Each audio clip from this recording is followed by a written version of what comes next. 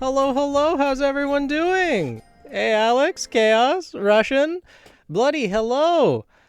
Next OC stream, it's gonna be at least 3 months from now.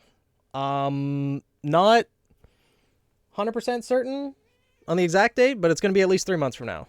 Lancer, hello. Let's enjoy this one. Yeah, Chaos. Was not prepared. Well, that's the thing. There's always going to be more OC streams, and if today there isn't that many OCs that are submitted, that means I just get to play more Mario. And you know what? That's okay too. That's just because I want to know when I'll be able to send your full OC team when I have all the feathers. Ah, okay. Yeet the cat? Do you want to be yeeted, buddy? Hmm? No, he shook his head. I'm sorry, not today. OC stream indeed. It is time. Do it, yeet the cat. I don't think that's necessarily a good idea to yeet the cat, but you see, he doesn't like it. He doesn't want it. No, you don't want to be yeeted, do you? No. The feline fellow, the furry friend. Gato gang, yes. Hi, Megas. Meow. We'll give some time for people to filter into stream.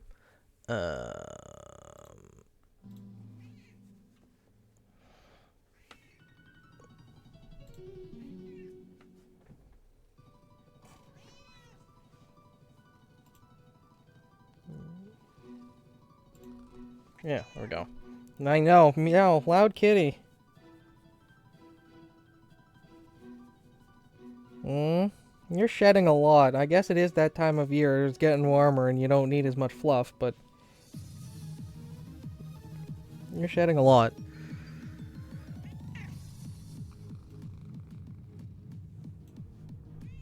Twas today, had no clue? Sorry, Nix.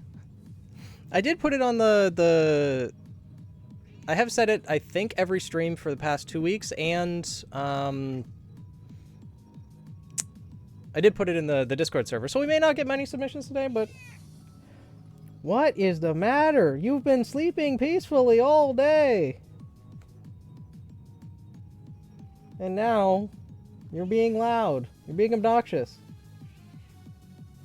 What?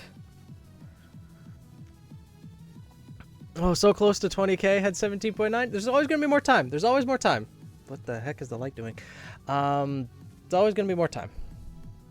There's always going to be more. Like, I ain't going anywhere, so there'll always be more chances.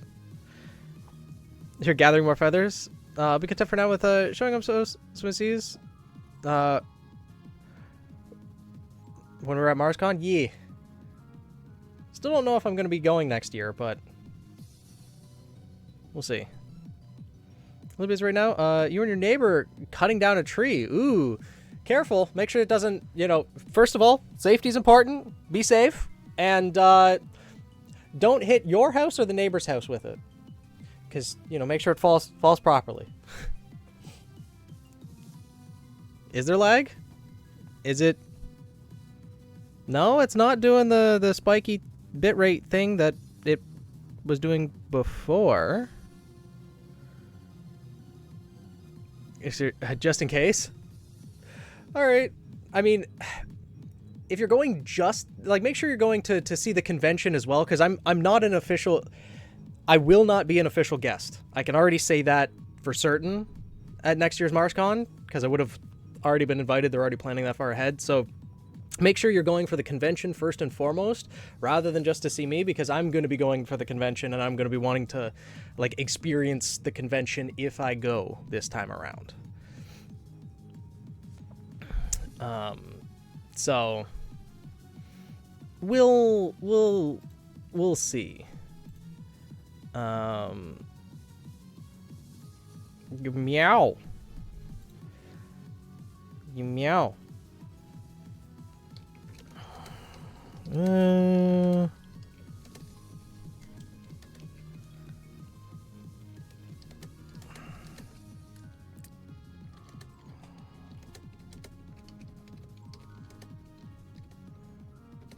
What's the next OC review after this one? It'll be like 3 months, maybe 4. We'll see. There's going to be... So, it's June now, July, August, September. So I'm going to say October or November, probably. Maybe late September. We'll see. We'll see when people want it. Like, we'll check back in around September, see when people want it, and then go from there. 19.2K, stick around for a bit, maybe you can get it. Yeah, you might be able to, actually. Is there half a second? Oh, right.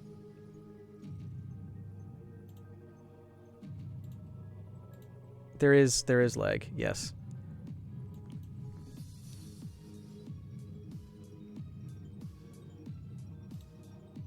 Hopefully that fixed it.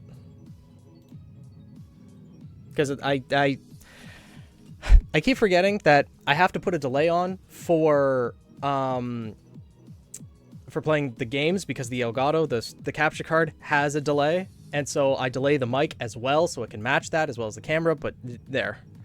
Yeah, he's being cute. He wants attention. Yeah, there's definitely going to be time. Yo, pet the kitty. Oh, you fluffy kitty. What's with the claws? You don't want the pets? Huh? Yes, you do.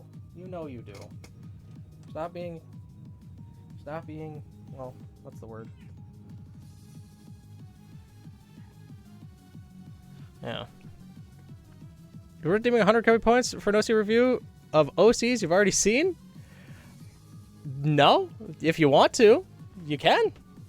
Absolutely. Depends on how much you've added. Well, it also depends on like how much you, like what portions you want focused on within the like each page of it, right?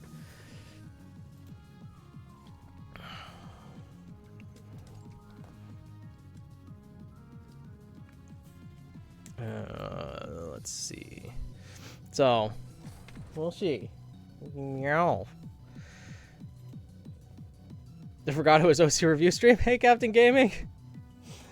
It's all right. If we don't get many submissions today, then can always just stream more Paper Mario. That works too. Have they had a chance to look at RWBY Ever Morrow? I've taken a quick glance at it, but I haven't watched through any of it yet. Or redeem if there's a drought. Would rather watch Thousand Year Door, and that's fine. If it's just gonna end up being like an all-day stream of Thousand Year Door, I'm okay with that too. There's places I need to explore, because I'm really enjoying that game. But we will go over any OCs that people want. Will have the points for and want reviewed today. Salvation's Edge raid is now done. Salvation's Edge, is that Destiny 2? Question mark? I don't know.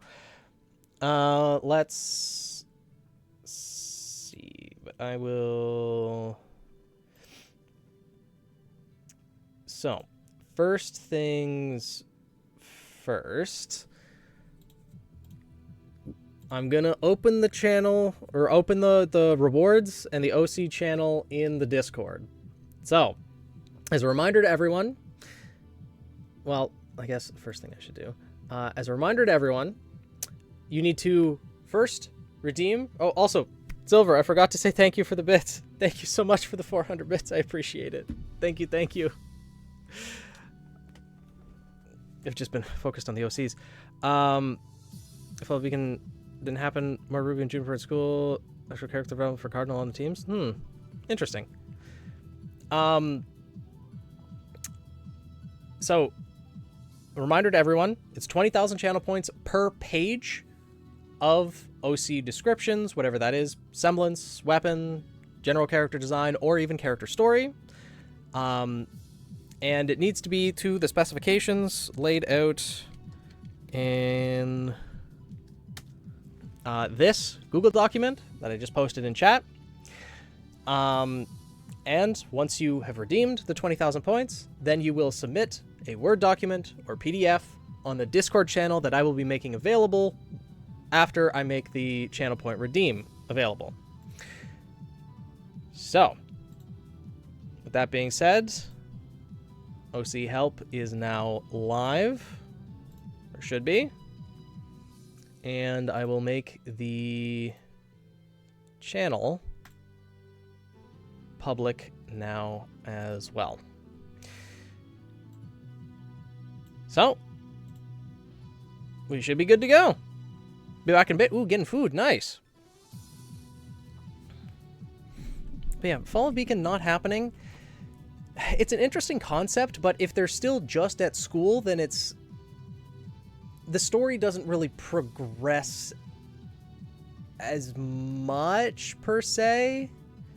Because the entire, like, Cardinal could become more of an issue, more problematic, be more integrated in it, but then it becomes more just dealing with General Grimm problems, dealing with Roman again and again. Only 8 episodes so far? I mean, 8 is a fair number already.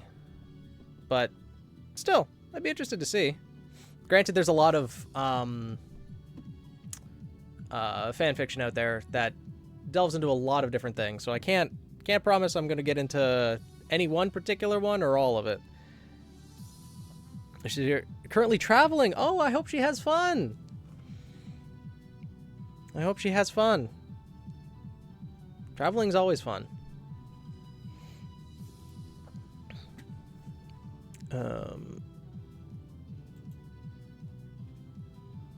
So I think OC review submissions should be public. Yeah. All right. But we'll see Daisy eventually. I'm sure she'll be back. Been reading... oh, reading fanfic of late. RWBY one or a different one? Or for a different series? What are you doing, cat? Hmm?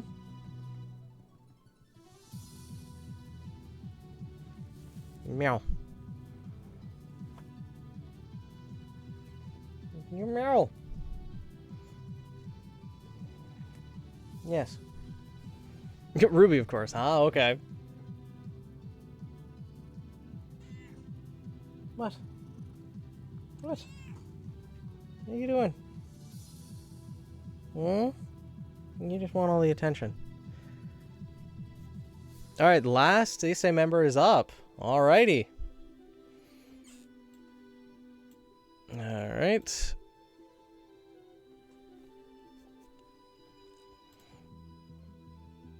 Jean doesn't get into Beacon and opens a coffee shop.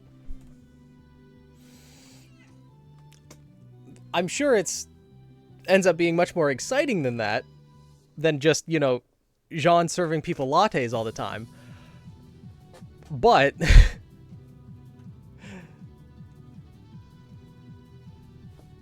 now, how does he not get into Beacon? Was his application just not good enough, or did they find out that it was a fake application and deny him that way?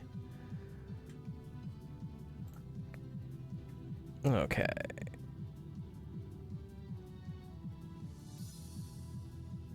Okay.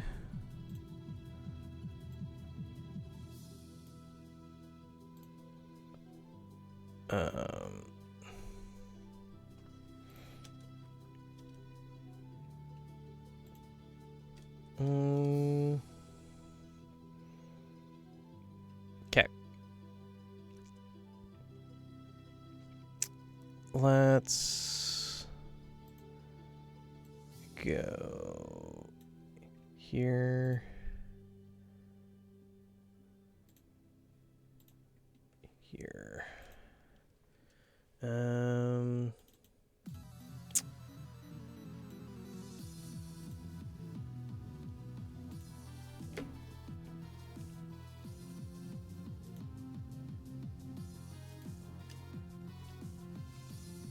All right. So we can go here. John doesn't get a Beacon, opens up a coffee shop, little both. He ends up hiring Russell and Velvet as part-timers. Huh. Interesting choices with Velvet and Russell. All right. But time for the first OC review of today. Go there. And then we can go here.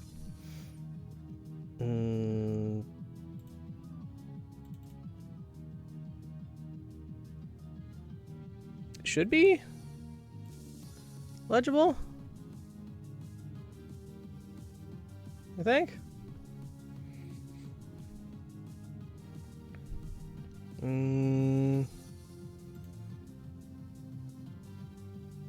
Actually, no, I need to... Alt? Yeah.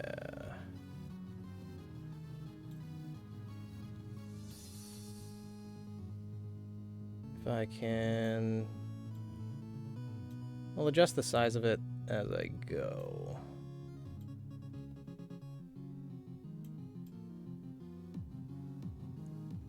Yeah, that should be good for now. Okay. So, Yamibuki, or Yami Hanabi. Very, I want to say Japanese-inspired names? 19-year-old eagle faunus with wings that give him limited flight, okay. 6.5 feet tall, was well built. From Vale, but decided to follow Akai to Haven, so as to stay close to her.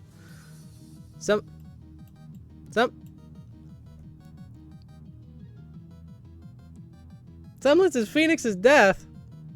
I feel attacked.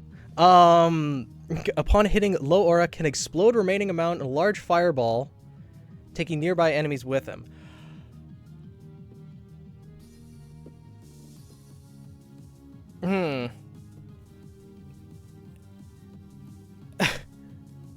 Now, the thing, and it is meant for canon, for discussion and critique.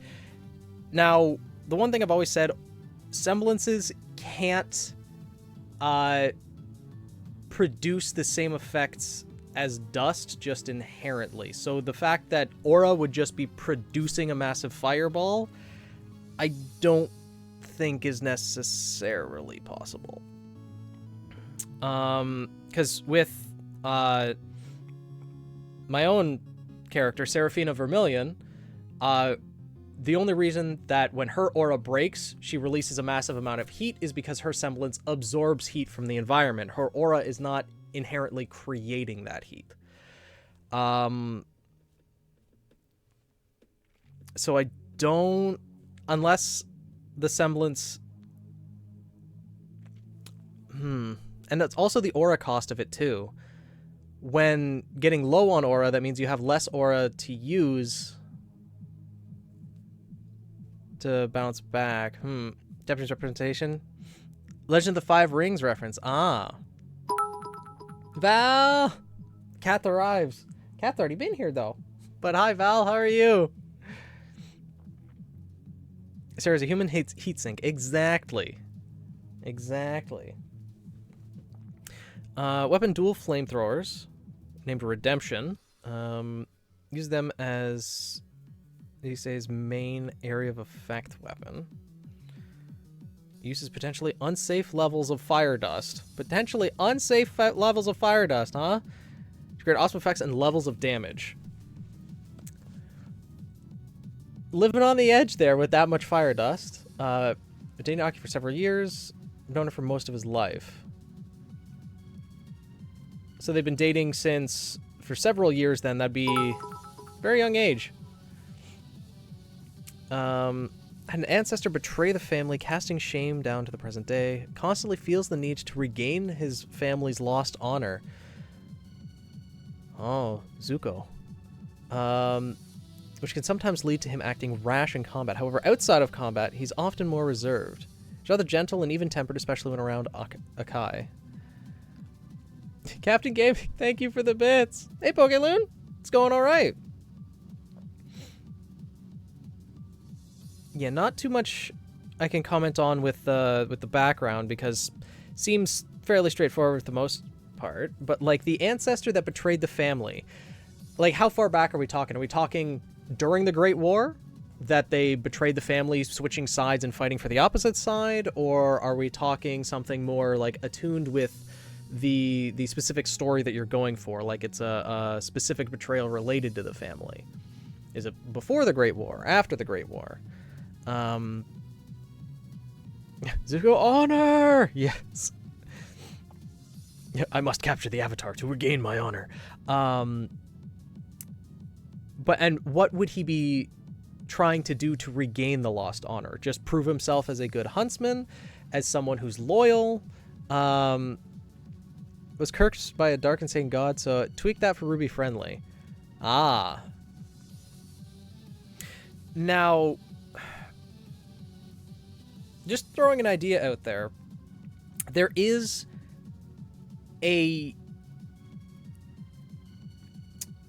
instead of being possessed by a dark or insane god, there is a Grimm that does possess humans and Faunus. So instead of going like the you know, dark twisted god, there is a Grimm known as the Chill, which was introduced in the Fairy Tales of Remnant stories. It possesses humans and then jumps from person to person, killing them, draining their life force and killing them. So if they were possessed by a dark, and also from the origins of the story, seeing the Great War, and yes, meant to be loyal prowess that gains it back. Okay, makes sense. Makes sense. That definitely fits with RWBY's history. So if in the initial story, possessed by a dark god, that leads to that betrayal, so it's not necessarily of the individual's own free will, it is due to that possession that they commit that betrayal, then the Chill may be a good idea to go about that. I thought about the Chill, the whole thing with the curses that curses the family to betray those they love for all eternity. Huh. I don't think there'd be a way to adapt that directly into RWBY, but I think I understand what you're going for with that kind of, not superstition. What's the word? English failing. I can't. Let's do the Five Rings gets dark. A lot of series do get dark, yeah. But stigma, I think that's the word. That stigma kind of follows the family line, and they're just known for that from that point on. So having it be an intentional betrayal, and then that kind of following their family and Yami working to prove people wrong, or prove the preconceived notions about the family wrong. Makes sense. Okay, backstory seems solid. I'd be interested to know like more of the details about it. But Icy. Okay. Rose! Thank you for the 19 months. How are you? Early stream. Yeah, it's the OC reviews today, Rose. It's OC reviews. Or potentially just a long stream of Paper Mario Thousand Year Door. Either way, be live for quite a while. Thank you for stopping by, Rose. I appreciate it. I hope you've been well. Kirito, hello. How goes? Thank you for the follow. Thank you. Welcome to stream. Pink, how are you? I hope you've been well.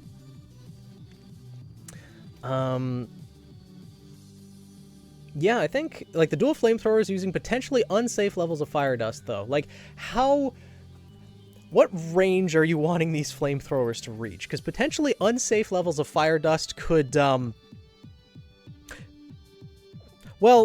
just using the Emerald Forest as an example that Team RWBY had their initiation in. Weiss already lit that forest on fire. And Mistral's known to have a few trees around it too. So, how many forest fires is this man causing? Team Inspiration? Couldn't quite fit all the details, so I can fill in the blanks. Like the team's inspiration? Range should be normal. Damage within the range would be less so. Okay. Okay, finally weekend off from work and Wi-Fi working properly. Nice. I hope you get the time to relax then. 20k points. It is a lot. And I know it's meant to reward people who have watched the stream for a while, and also so as not to have me overwhelmed. Because if I put it at like 5,000 points per page, then there'd be because there's people in stream already who have saved up. Well, Alex, I think, has over 400,000 points. So if it was 5K or any less, then that would mean that potentially one person could be like, okay, you're just reading my stuff for the next 8 hours, and that could be a lot. Pig. All right, you'll be next up. Team or characters? It's been a while since I've read the rest of the team, and since I've at this point, I've probably gone over like close to 1,000 OCs in my time in the RWBY fandom. It's hard for me to pick out and remember each individual one. I apologize. But, so it's 20K for one page. Yes. It's 20K for one page. PDF or Word document, 11-point font. I have a description. I can put it in chat. Exclamation point. OC Help. 35 streams. Thank you for stopping by, Saw. And just a heads up, Saw, before you head out, I'm probably going to be streaming once now, then stopping stream to eat, and then coming back later for Paper Mario, just in case you want to keep the stream streak live. But love the feedback every time. Yeah. 330k feathers. Okay. 300k, still a lot. Good to be back on stream again. Yeah, happy to have you here, Pink.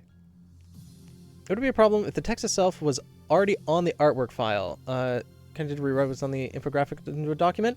No, I think that's fine. Because it's not like you're cramming a whole like page worth of text into one image that I'd have to like zoom in. Because I've seen the text on Team Artery's pages before, and yeah, it's all good. Let's get a notification. Yeah.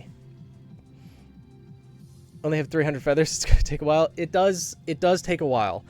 And if there was a way where I could give every new member of this stream like just one page as an initial page, I would. But if I set it that low, then there's a whole bunch of people who are going to be spending their points on that, and from just spending on alerts, I can't refund people's points. It would just be a logistical issue on my end, unfortunately. But there are also people like Roman who are willing to use their own points to help other people submit. So that is always an option too. But it is always worthwhile to have the page ready to go, because like before the actual stream, so you make sure you have all the information correct. Because I've had people to like write it up during the stream, and then there's certain things that they forget, certain things that happen here and there. So up to you what you want to do, but by all means, if you want to submit, you're welcome to. Anyways, back to Yami.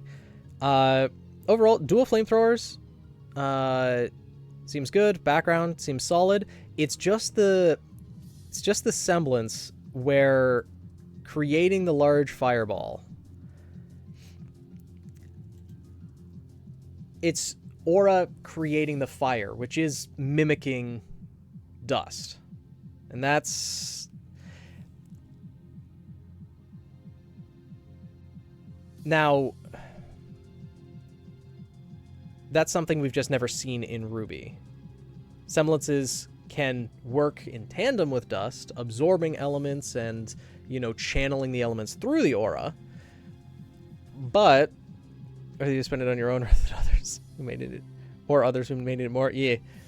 One last Rainbow member left. But yeah, there'll be other OC reviews as well. One alternative I'm thinking is, which would work well with the flamethrowers, is that the semblance, rather than creating fire, it works similar to Coco's semblance, where Coco's semblance just hypes up the dust in general, if Yami's semblance works specifically with fire dust, because especially when you mention that you're using potentially unsafe levels of fire dust, this could work very well.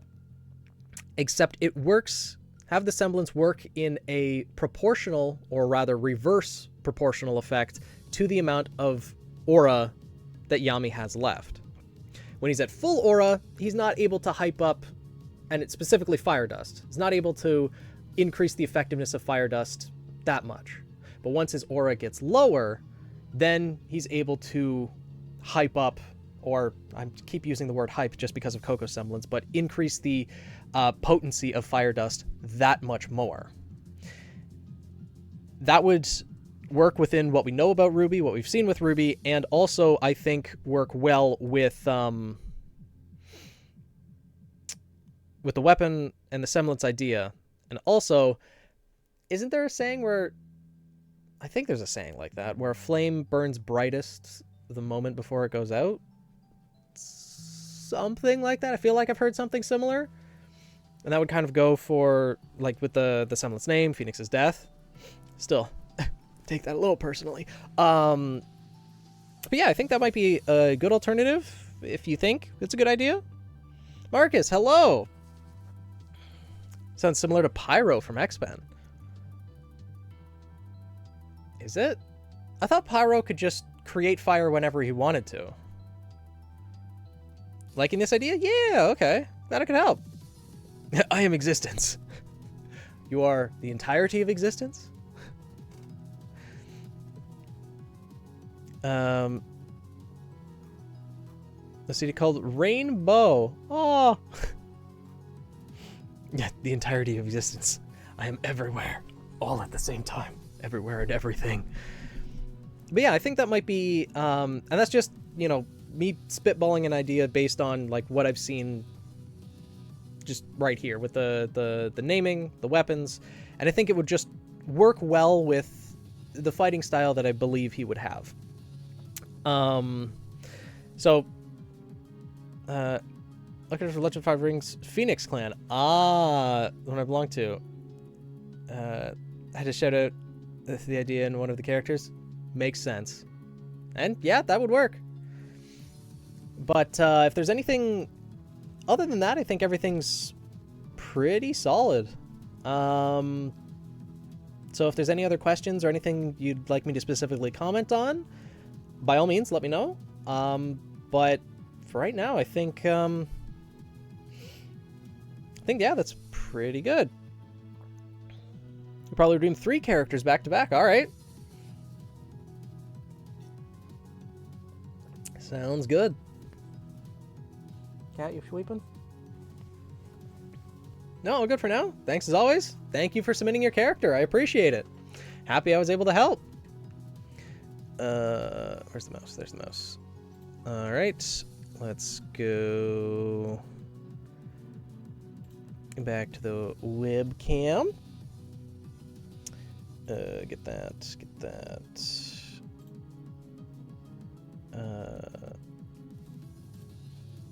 Go there.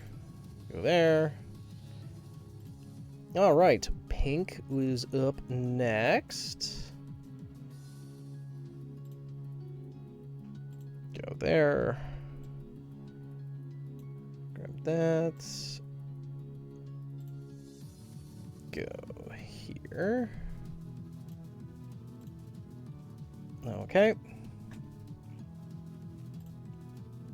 Yeah, that is you.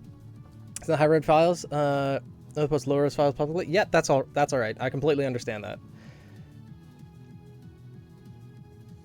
Yeah, that's all good, bloody. The power from X-Men can only manipulate the fire, not create it. Oh. Huh.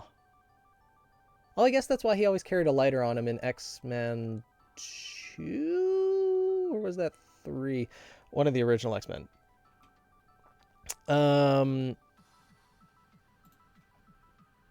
Okay, let's go back to the desktop, and I'm gonna have to resize it again. No, well, let's shrink that down. Go there. Go there. There.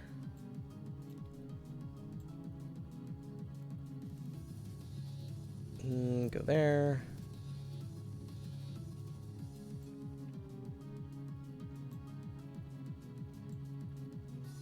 Okay. I think that should be good. And go there and there. Okay.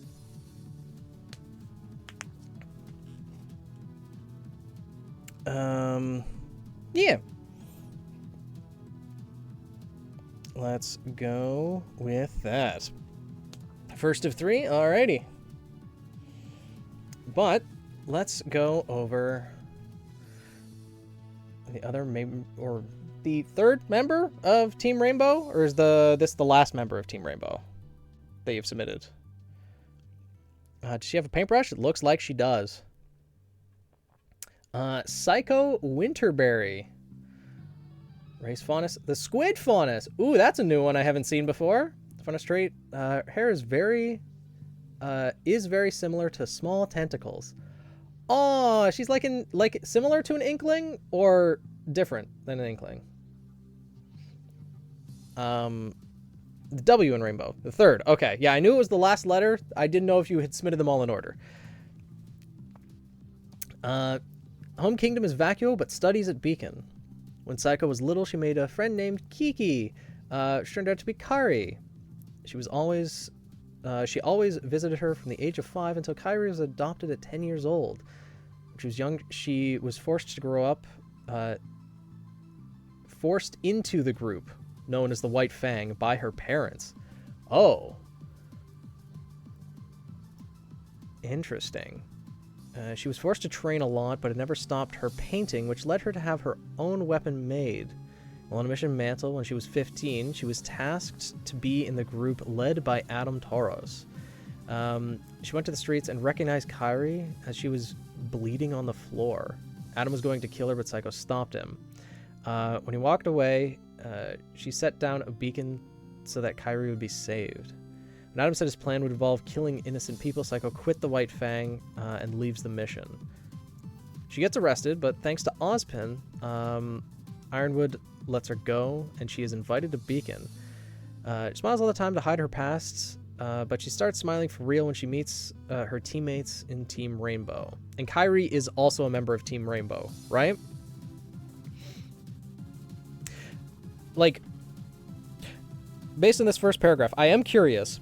At what point in she's aged 17, so is that 17 during volume 1? I'm just curious as to how far gone Adam is by this point. Is he kind of like, I'm just going to kill anyone who gets in my way? Or is he like, I'm going to kill innocent? Well, it's considering that Psycho was able to stop him at 15 years old, I'm guessing he wasn't that far gone yet. Yeah, it's AU. It is AU. She's based off of Inklings. Okay. Yeah, I completely understand it's AU. So, okay. Is Adam not going to go that far off the rails then? He's still willing to kill innocent people, but I'm just curious, at 15, where is Adam in proportion to her at that point in time? With Adam leading the mission, he's probably older than her, probably stronger and more experienced, but he's still willing to listen to reason. Still willing to kill those if it helps his cause. Okay.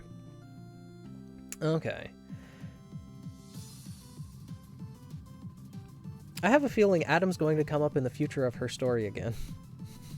I just have this feeling. What was it that Ozpin took note of her? That she regretted her actions, or that she could have potential as a force for good, I'm guessing?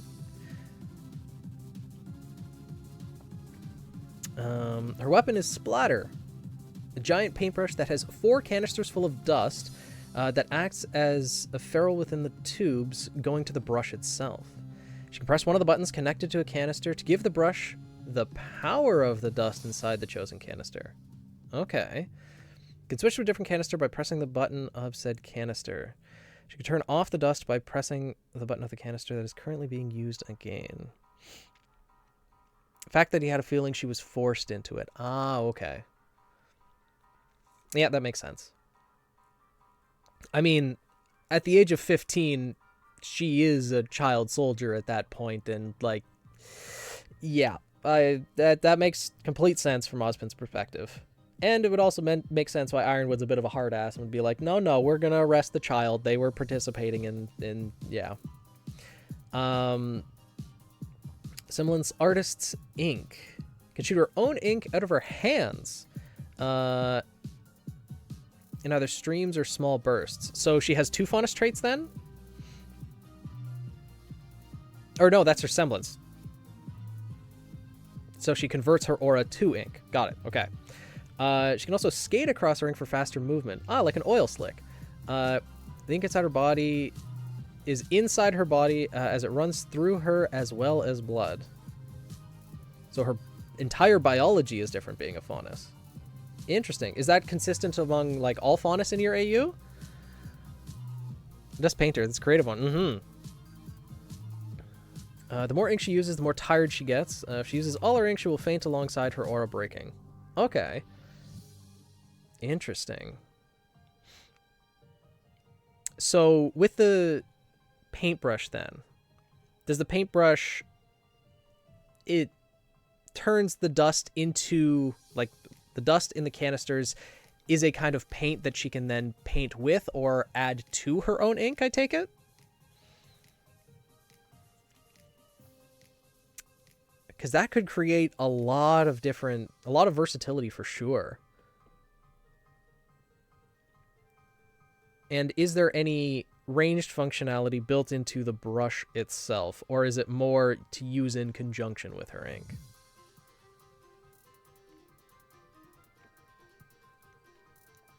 Yeah, like it becomes paint. Makes sense. I like it. I like it a lot.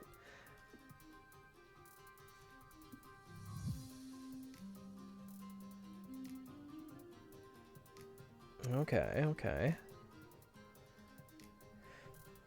What types of dust does she use? I see the one canister in the image already is red, so fire dust is probably one of them. It has to hit the opponent for the dust effect to happen. Okay, so there is no range, so she's close combat, but given that she can give herself faster movement with her ink, and also I'd imagine using the ink in conjunction with the dust would make it very easy for Psycho to be laying traps for people. Spread some ink, add some fire dust to it, drop a match, and there goes an entire, encampment. If she gets there, does she squirt ink like Finding Nemo? I'm gonna guess probably not. Primarily fire, ice, electricity, and gravity. Oh.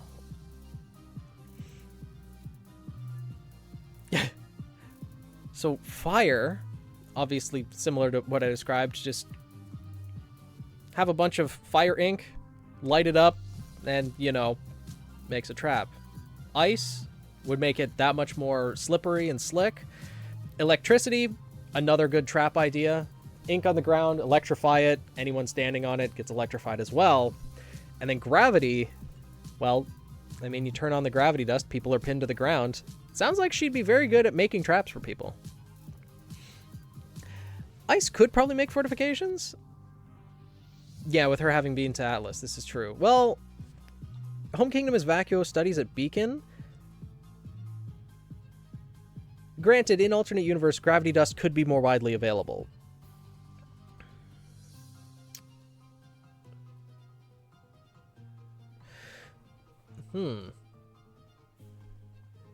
She's a very tricky fighter. Has she been to Atlas? Like, in your alternate universe, where did the gravity dust come from? That's a good point, Kirito. I'm curious. Because in for Mistral, no, there is gravity dust in Mistral, yes, because we've seen the floating islands in Mistral that Weiss was flying past in Volume 5 when she was escaping Atlas, and that's when the Queen Lancers or the Queen Lancer and the other Lancers came after her. So there are the floating islands, and it is primarily in Mistral, but with the Schnee Dust Company, they're able to obtain every type of dust. Stolen from Atlas during a mission. Okay, makes sense. Trying to be as close to canon as I can get. Nice. That's the exact same way that I write, but when you take it into alternate universe, so many other things are possible. Like the semblance, having the ink like flow through her entire body, it makes it more similar to like a quirk from My Hero Academia, but the fact that it works off of aura adds those subtle differences to it, and then being able to combine it with the power sets that are available in RWBY makes it really interesting as well. So the creativity that people can come up with in alternate universes is pretty incredible. And then the creativity that people can use to fit certain things into canon, like just the world of RWBY is so ripe for so many different types of stories and people's creativity that I love it so much. And like Pink's OCs are a perfect example of that. It's written for canon as well. Yeah. Because canon is convenient in a number of ways because there are predetermined rules. It's difficult to fit within them, but there's also a story that would be happening kind of outside of your own OC story that you can sort of write around, and you have certain points that you know are going to be very impactful for your character, and you kind of have starting points there. But then when it's alternate universe, you can take things in your own directions. You have pre-established characters that you can have your characters interact with. You can write your characters into certain aspects of other characters' stories, and that creates a lot of other opportunities as well to explore not only the characters that you've come to know and love, but also the characters that you've created. It's such a incredible universe, and I wish more people could see it that way. But who knows? Maybe through these OC reviews in the years to come, because I'm still going to be doing OC reviews probably 5 years from now. Well, maybe 10 years from now. It's difficult to know what happens 10 years from now, but I ain't planning on going anywhere, so I'm looking forward to seeing many more OCs. I'm just going to be like an Inkling where she's more ink than blood, but I didn't think it would make sense. True. But I imagine the aura in her body is the ink. Yeah. That makes sense. Yeah, it's difficult to... because Inklings, they can just essentially become ink. I don't exactly know the lore behind Splatoon, but given that the Inklings can just absorb themselves into the ink, swim around in it to dodge damage and all sorts of things, yeah, it makes it a little difficult. Thank you, Rose. I appreciate it. Cute is not a common way I've been described throughout my life. I appreciate it, though. I can use your post for last RWBY OC. Magus, you've returned. How was the food? But is there anything else you'd like me to touch on with your OC, Pink? Overall, I think it's well-structured. The story seems dark, but interesting, because the White Fang is surely going to pop up later on, and is probably going to bring back some trauma. Psycho may even get pitted against her own parents at some point. But yeah, the semblance, the weapon, seems to work well together, seems to be well structured. Seems to be wholesome. Well, I mean, I try. Unless you think there's anything else you want to ask, I think that's pretty much everything. Her parents come back into her story. Now, I don't know if you want to answer this question because it might be spoilers. Is there a potential that her parents are going to have a change of heart, or is she going to end up being heartbroken by having to either, well, most likely put them in jail? Would it still be canon if one of my OCs is adopted by Ruby and Weiss, but not till after Salem was defeated? It would be non-canon. The way that I always think of OCs when it comes to canon, non-canon, the situations that you're putting your OC in, now there's tons and tons of OCs that have been created, but for canon OCs, assume that your OC and like 100 or 1,000 other OCs are existing in the world of Remnant at that exact same time. If there are some aspects of your story that are overlapping with other OCs, how likely would it be? Like if yours and 100 other OCs were kind of going through similar situations, would that be possible? And when it comes to interacting with, you know, characters of the show, that would be alternate universe. Right, that one, because you want Maya to be canon. Here's the thing, though.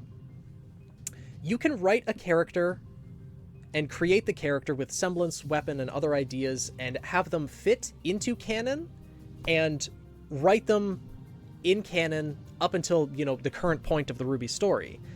And then have like an alternate universe spin-off. Since you're specifically saying after Salem is defeated, that's already in the future of RWBY. So the thing is, we don't know how far RWBY will continue after Salem is defeated. We don't know if we'll see our characters grown up and have kids and other things like that. So, almost always, if it's beyond the scope of where the show actually goes, it will never be able to be considered canon because we will never get to experience canon beyond that point. It will almost always be AU. And so, you can write your character as canon up until the canon story ends, and then have your alternate universe after that. They basically come back by pretending to have a change of heart, but it's all to make her return to the White Fang, and if not, kill her. Oh my god, her parents are really lost in the sauce. Have canon and AU at the same time. Yeah, exactly. You can write her to fit within the canon story and then break off into AU after that. Yeah. That is dark. So if they're willing to kill her, I'm gonna guess she, as you know, a huntress. Granted, huntsmen and huntresses do have a license to kill as well. How dark are we going to get with this? Is she going to fight her parents to the death, or will she just imprison them? Her parents become worse than Adam. Oh no.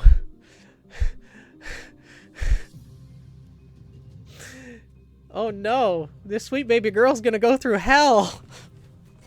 Not that she hasn't already, but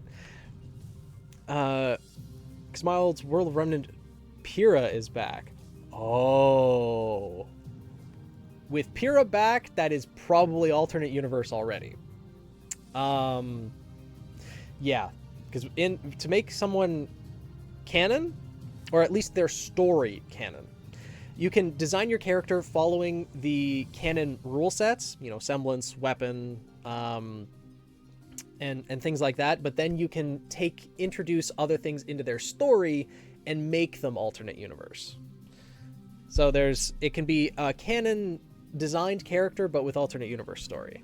Pyrrha, Summer, and Penny's back. Okay. I would definitely say that would be alternate universe for the story, but that doesn't mean your character couldn't be designed to fit within canon, or that your alternate universe follows the rules of canon still. But yeah, Psycho's she's only gonna get a brief break when she goes to Beacon, and is able to smile for real when she meets her real teammates in Team Rainbow. But oh boy, is her past gonna come back to haunt her in a dark way. She has Kyrie with her. This is true. Glad you like her thought, though. Yeah, she's adorable. Thank you for sharing, Pink. Are submissions disabled? No, submissions should still be fine.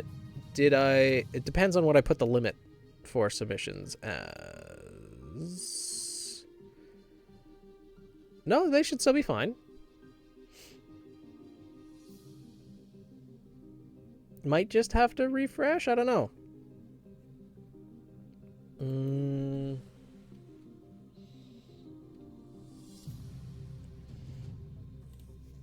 Yeah, it should be fine.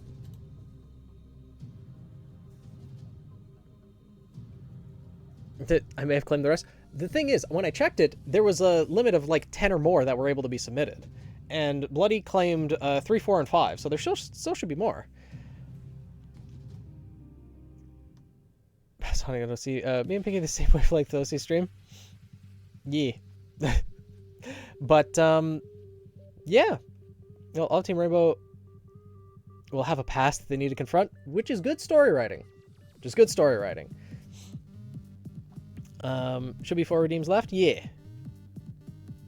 4 or 5. Somewhere in there. But, yeah. If there's anything else, or if there isn't anything else, then I think I'll move on to Bloody's first OC, if that's all right. Let's see, go here first. Nope. All right. Thank you, Pink. Thank you for submitting your character. Thank you for sharing Psycho. I appreciate it. Great characters. See the redeem button. So I guess refresh? I guess. It's strange that it's not showing up. Go there, go there, go there, go here.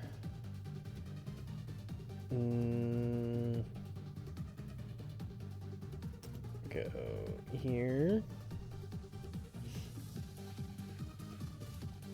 You know, here. Now going reverse order. No, these files should be good.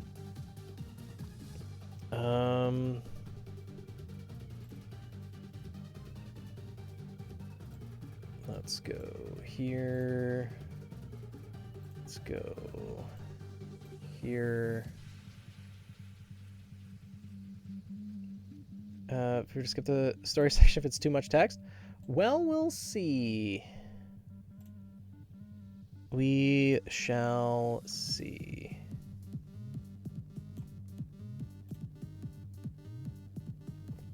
Oh, okay. It probably is a little bit more than a full page, I will say. But should still be feel like it's too much text. Just to be fair to everyone, I probably will have to skip some of it because it is more text than would fit on a single like Word document or PDF document. Just to be fair.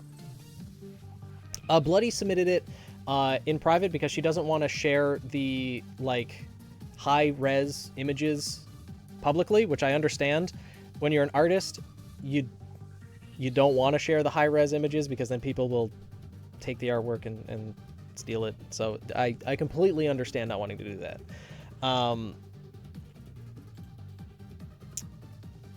So with that, let's switch back over. And yep, story section, skip story sections. It's a bit spoilery. Fair. So do you want me to just focus on this first page then, or yeah,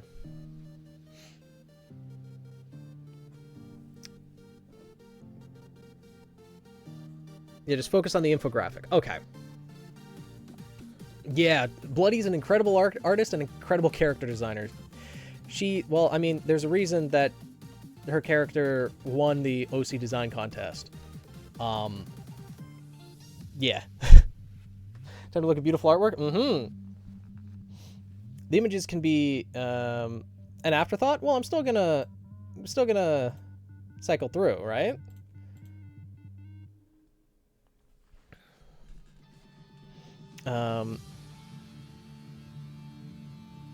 Art is awesome for this one all around. So the artifacts files number 1. Lieutenant, I'm sorry, I'm gonna butcher names. Ebenil Mortem Reverie. Division of Investigations, Atlas, Team Artery. Age at Beacon's Fall is 23, birthday January 27th. 5'4", short queen. Perfect pronunciation? Ebenil? Okay. I'm surprised I nailed that, but let's see if I can keep it up. Blood type, B negative. I wonder why that's included. Aura color, purple/black. Small bean. Integumentary system, Black Death.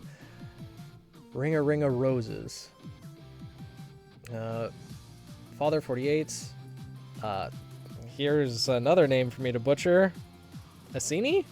Is that how you pronounce it? Reverie Winemaker. Asinus Blanc. Asinus?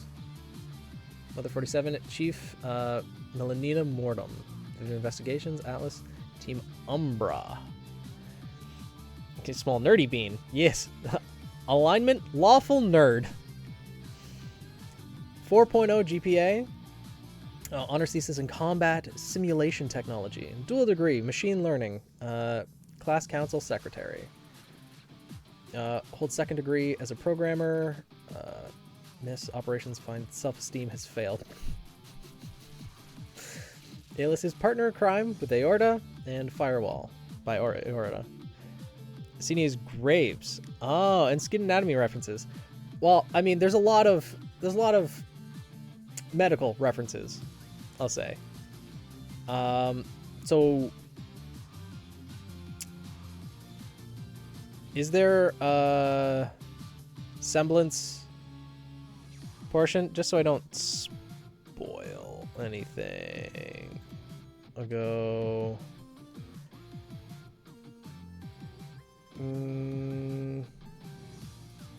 Okay, so skip the story portions of it. The character portion and the important page are good, right? On the third panel. So skip the fourth panel is what you're saying. The very bottom is the story portion. Okay, got it. Got it. Perfect. All right. Character. You'll be tried to the fullest extent of the law, but your defense... build your defense, but excuses will not save you. Ah. Very strict, lawful nerd. Callousness is said to be an endemic trait among leaders in the Atlesian military. Lieutenant Mortem is the paragon of that stereotype. Not exactly... Well... go ahead and try to elicit a laugh despite her disciplined nature. You'll find that you've picked a lukewarm wallflower with little patience for your antics. Still, few classmates remember her as a sweet and equally clever inventor whose voice of reason could settle the worst of disagreements. With her alarmingly rapid ascent up the military ladder, most assumed the warmth and creative enthusiasm of Lieutenant Mortem's past were long discarded in favor of poise benefiting her intellect. In truth, she feels uncomfortable in her own skin. The accolades, living up to her mother's legacy. None of it can heal the scars of a divided family and broken friendships. Wonder what that could be implying. You'll have to read the story to find out. Definitely one who's been through the ringer and is someone who definitely needs to break free from her shell. And reuniting with certain people from her past might help her do that. I know something y'all don't know. Maybe. I mean, the story so far is publicly available. Oh wait, and there's how do I... Yeah, I can probably...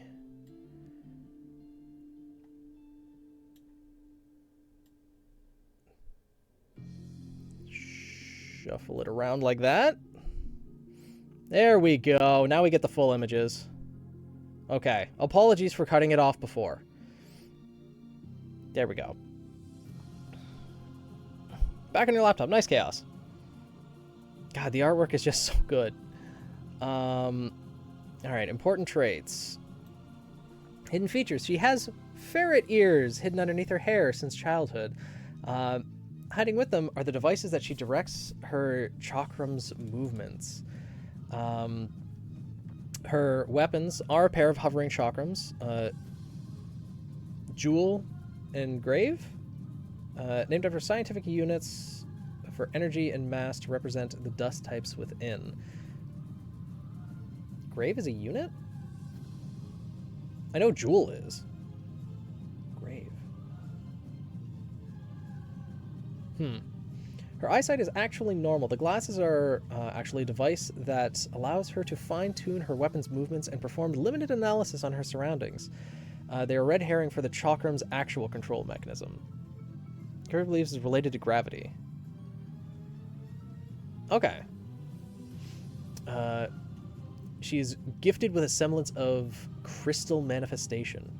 Jewels, which lets her create temporary constructions limited only by physics, aura, and her imagination. Her emotions also affect the smoothness of the structures, so staying calm is paramount. Trigger discovery, age 17, combat crafts nostalgia. The strongest crystals she can make are black in color, while the weakest material is equivalent to colorless glass.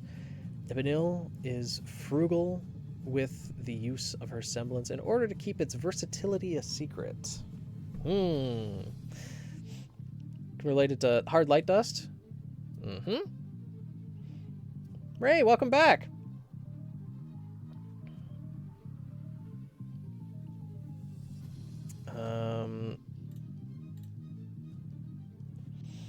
Yee. And then Ebenil, the Mortem Reverie. Or Mortem Reverie, the Dream. Perishes a society where success is defined by power but not happiness. Major weapon studies, dual degree in machine learning. Yeah. Artwork is 100% all bloodies. Val! Because the hard light dust does not look like gems. Well, I mean, her semblance is the creation of gem constructs. But there's hard light dust and gravity dust within the chakrams that she wields. Or is able to control. That is how they float.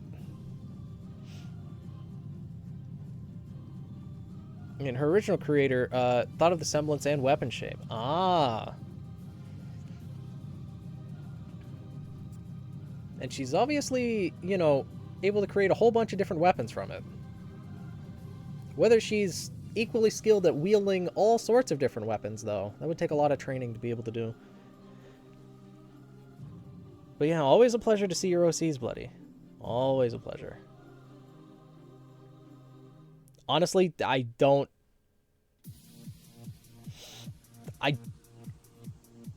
not sure what else, I think something's better for platforming some barriers. Yes, because given, you know, she's mostly intelligence, strength still, you know, as a trained huntress, but strength is less than her defense, speed and everything. Intelligence is what's maxed out. Close combat would probably not be her specialty. It's more analyzing the field and figuring out what way would be best to trip up her opponents and, you know, use the chakrams to get her advantage. Because she's using them as platforms to float around. She'd be very mobile in combat for sure. From here gets more sus for canonicity. Yeah. Your characters are designed for the most part to fit in canon, but their actual stories, well, maybe might be branching into AU just a little bit. Is there anything specific that you'd like me to cover with Ebenil at all? Anything else that you'd like me to show? Canon adjacent? Yeah, I think that'd be a good term to describe it. And as you can see at the bottom here, warning for episode 4. The story is spoilers. Really? She has 3 points in charisma? Isn't she more of the awkward nerd? Not really able to socialize all that well? 3 out of 7. I just wanted to drop stuff. You go on to the next user or continue with me? so far it's just, well, it'll be you or Chaos. If Anil's still a professional? Yeah.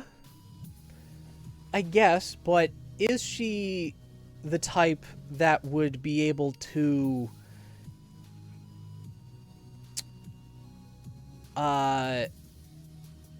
win a battle of wits with words? I mean, she does have high intelligence, but like, I don't know if I'm describing it well. Gotta be able to do some public speak. Yeah, that's fair. That's fair. That is fair. Let's get rid of D5 and flirting for sure. I don't know if a D5 is good in D&D terms. I've only done a D&D thing like once. It's not like a D8 or a D12, but it's still better than a D4 or a D2. Yeah, getting your PDF loaded up into the channel. All right. It's coming to my attention that Post Gemini is a lot more dangerous than I thought. As in, dangerous for the user. Back in Jelly of the Art. Yeah, Bloody has many talents. Let's jump back and forth through with yours then. All right, so we can go on to Chaos's next, if you're okay with that.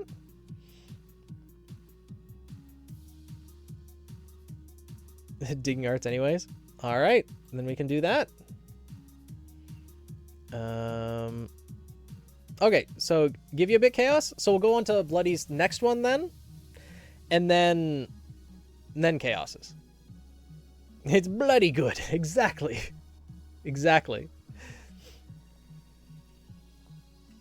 Yeah, Bloody's put so much work into her characters, into her characters' stories, everything. Again, there's a reason why out of the I believe it was 726 OCs that were submitted for the OC contest, why hers was the winner.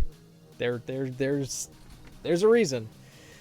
Because it's not just the artwork that stands out, but the intricate design of the characters and everything. Like,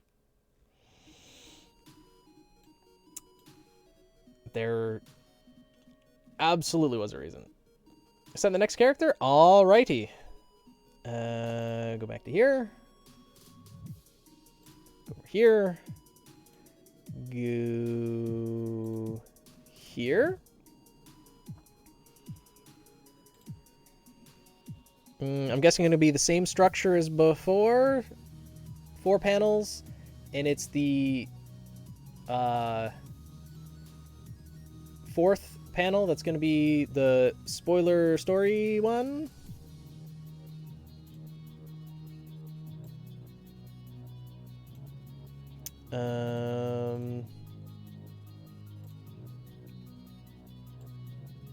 Just getting things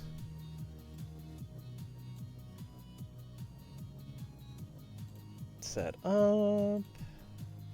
Yeah, 4th panel is always sorry. Please skip. Okay. Val, thank you for the 100 bits. Pet the cat, but he's sweeping. Why do you want to wake him up? Yeah. You don't like being woken up, do you, buddy? Let's put a disclaimer that non-aorta members of Artery are owned by another person. At this point, I've kind of done a lot of new outfits. Took over the writing.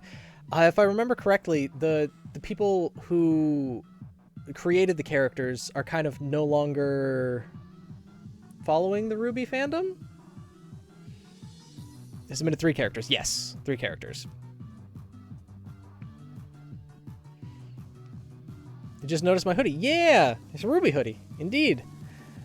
And the winner made it very clear by having it work the way it does. I see. And Winterman, okay. Making your other 2 teams at some point? Yee. It's saying that all of that info was on 1 page. Yeah, it's 1 page of a PDF. Like, it's... but, like, if... The way I see it, if all of that information was put onto a Word document, it would fit. I wish I could do that. Yeah. Author collaborators left the fandom a long while ago. That's unfortunate.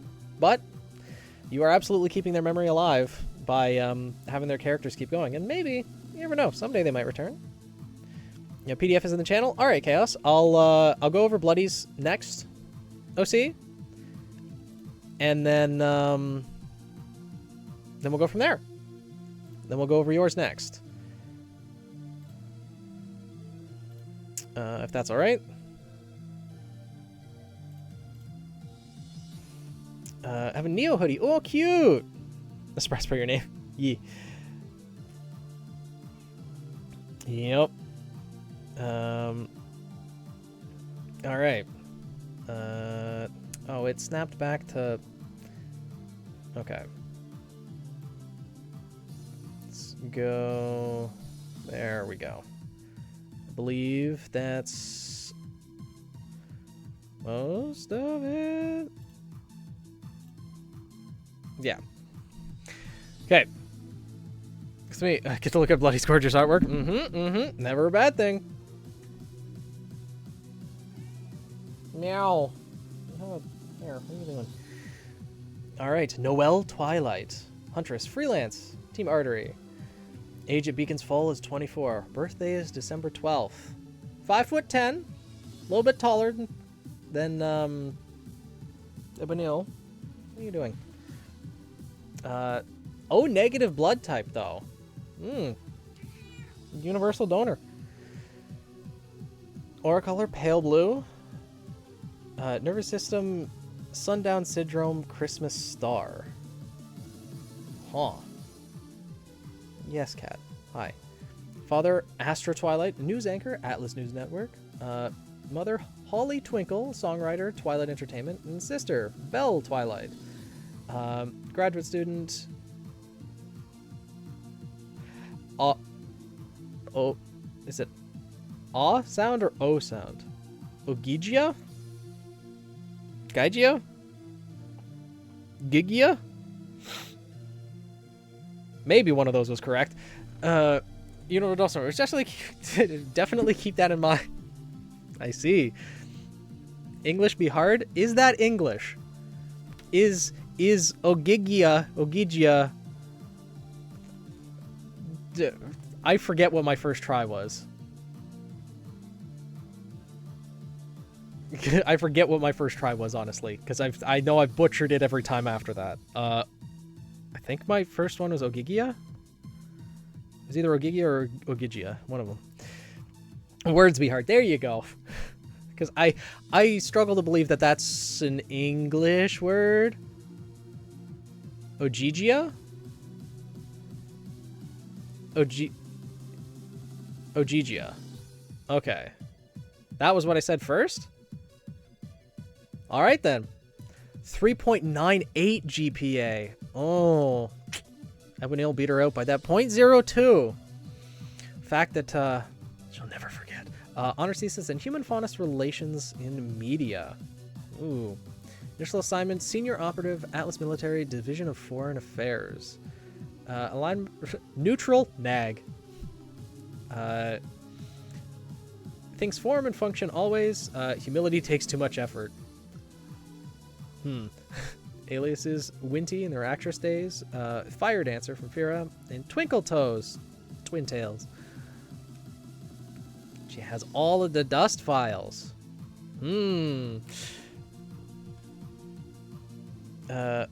So well, don't want to miss the stream? Unleashed, hello! They smart. They all smart. Look at all the different types of dust. A fire gun. It's also a gun. The character. Oh, I know what I'm doing. Unfortunately, it's come to my attention that my peers still don't have their acts together. If elegance and ego are measures for true Atlas elites, Noelle would do well. One could cite her upbringing in celebrity circles and history in theater as the reasons why she finds networking to be second nature.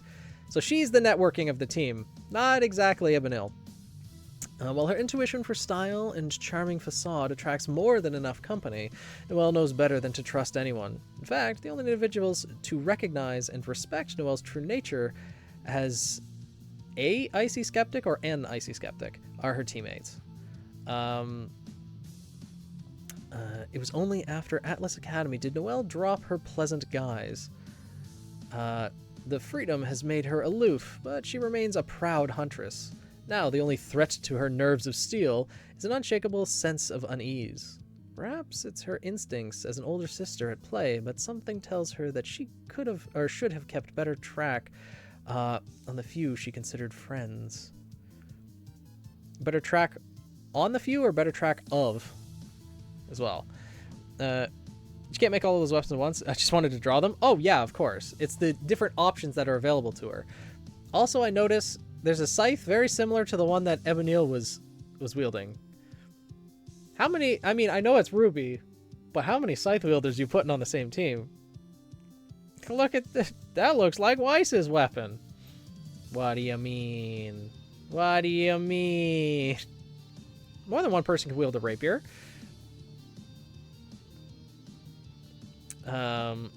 All the scythes. Alright. Noelle has claimed that her semblance, rehearsal, is simply a replication of others' footwork, but it is actually aura movement mimicry. She's able to recreate a weaker instance of another semblance by copying the exact motion behind it. Triggering discovery age 14, stunt accident. And age 19, Mroch. Basis, childhood profession and jealousy. Using what she recorded from her team, Noelle built Christmas Carol, an armament of 12 crystal weapons. She constructs one shape at a time while infusing it with dust that escapes the glass bottles as smoke. Noelle's eyes are actually a deep blue. The lightness is due to the accidental memorization of Ross' constitutive semblance. The color left in her irises indicates the remaining free memory for her semblance. Maxed out in charisma, or almost maxed out in charisma. Yeah, almost maxed out in charisma. Not completely maxed. Intelligence is up there, aura is up there, strength. A little bit more of an all-rounder, but defense is a little bit lower. Strength a little bit higher. Nearly maxed out in charisma. A bit more salty these days. Makes sense. Are you saying saltiness makes the charisma go down? Who would have thought? Noelle rarely wears shoes because they restrict her movements. She uses water dust to keep her feet clean. And not so hidden face here? What, this sword? A bumbling weirdo in Veil gave it away. What, that sword? What bumbling weirdo would that be? Noelle Twilight. The star! I thought it was the sassiness. Yeah. God, the artwork, though. Artwork is fantastic. And the lightning dust.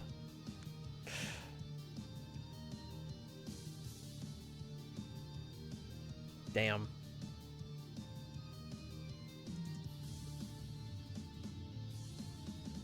Artwork is just incredible. The character design is fantastic. Semblance, maybe a little bit delving into the alternate universe, but still very creative. Is there anything specific? Like, there's not really anything specific that I want to ask. Lightness is due to the accidental memorization of Ross' constitutive semblance. So she can only memorize certain... She only has so much memory for her semblances, and that cannot be reset. I had to figure out how to make the OG creator's weapon idea possible. I want to have bottles that just make weapons. But she can form dust into weapons. Applications other footwork, but it's actually aura movement mimicry. So she discovered her semblance in age 14, but her semblance pretty much permanently became a copy of someone else's, correct? Combining her teammates' semblances, but it's mostly copying Ebonil. Yeah, that makes sense.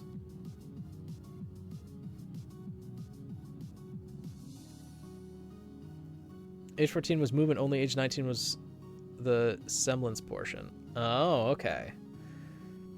And so she's pretty much locked to copying the one semblance. Pretty much.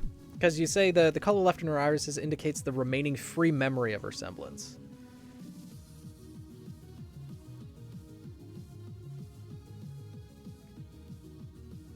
So I'm gonna go out on a limb and say that she's kind of locked into that one.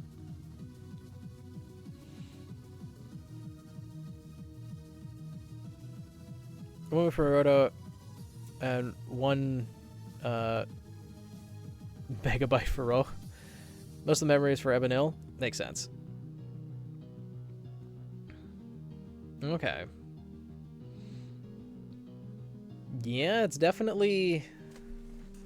And she can reset it if she wants to, or is she kind of locked into those specific ones?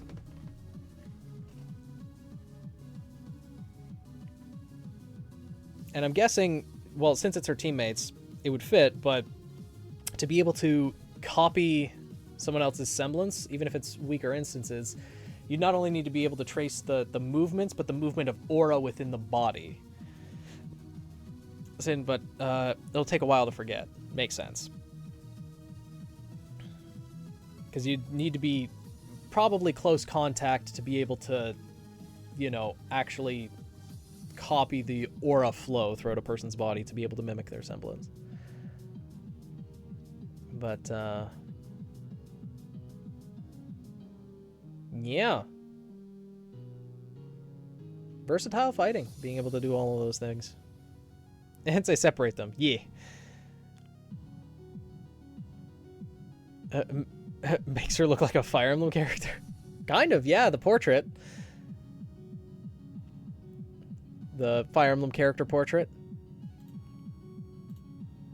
Though, I know in more recent Fire Emblem games they've given the physical weapons as well as the mage attributes the ability to use magic to single units, so that would fit. That would fit.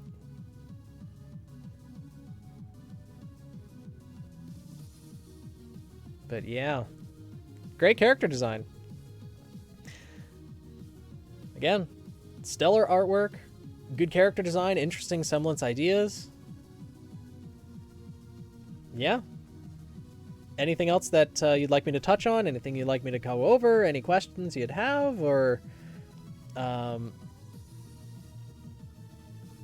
because other than those little things I was curious about with the semblance, everything seems pretty well described. Semblance is tough to understand. Yeah, it is a little bit tough to understand, but overall I think it makes sense. It's mimicking other people's semblances, but can only do so many at a time, or so many aspects of a person's semblance, because she has specific moves or specific creations that she can make. One gesture equals one tiny semblance effect. Yeah, it's not completely copying like the entirety of all of these people's semblances, of her entire team's semblances. It's only certain aspects of them. Same movement to create the same weapon shape, etc. And it's weaker too. Yes. So it's balanced fairly well. But having the 12 crystal weapons, again, as I've said before, jack of all trades, master of none, in the RWBY Huntsman Huntress world doesn't exactly work all that well,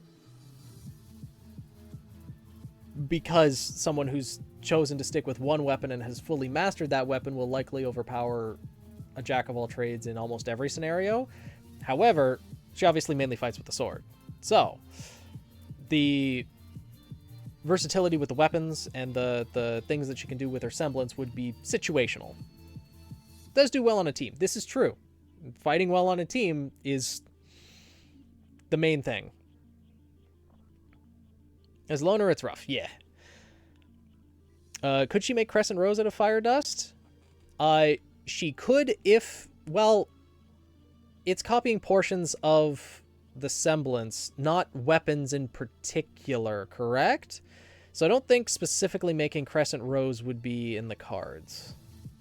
because that is part of that is just Ruby's weapon, not her semblance in general. I believe if I'm interpreting that correctly. Now, if Ebonil created a crystalline copy of Crescent Rose, then Noelle could then copy those movements from Ebonil to create a copy as well. I believe if I'm interpreting that correctly. Can't just see a weapon and copy it. That'd be more Ebonil's wheelhouse, but then Noelle could copy that. Simpler, smaller version of the original crystal made by Ebonil. Yeah, so exactly that. Ebonil would have to make it first, and then Noelle could copy it.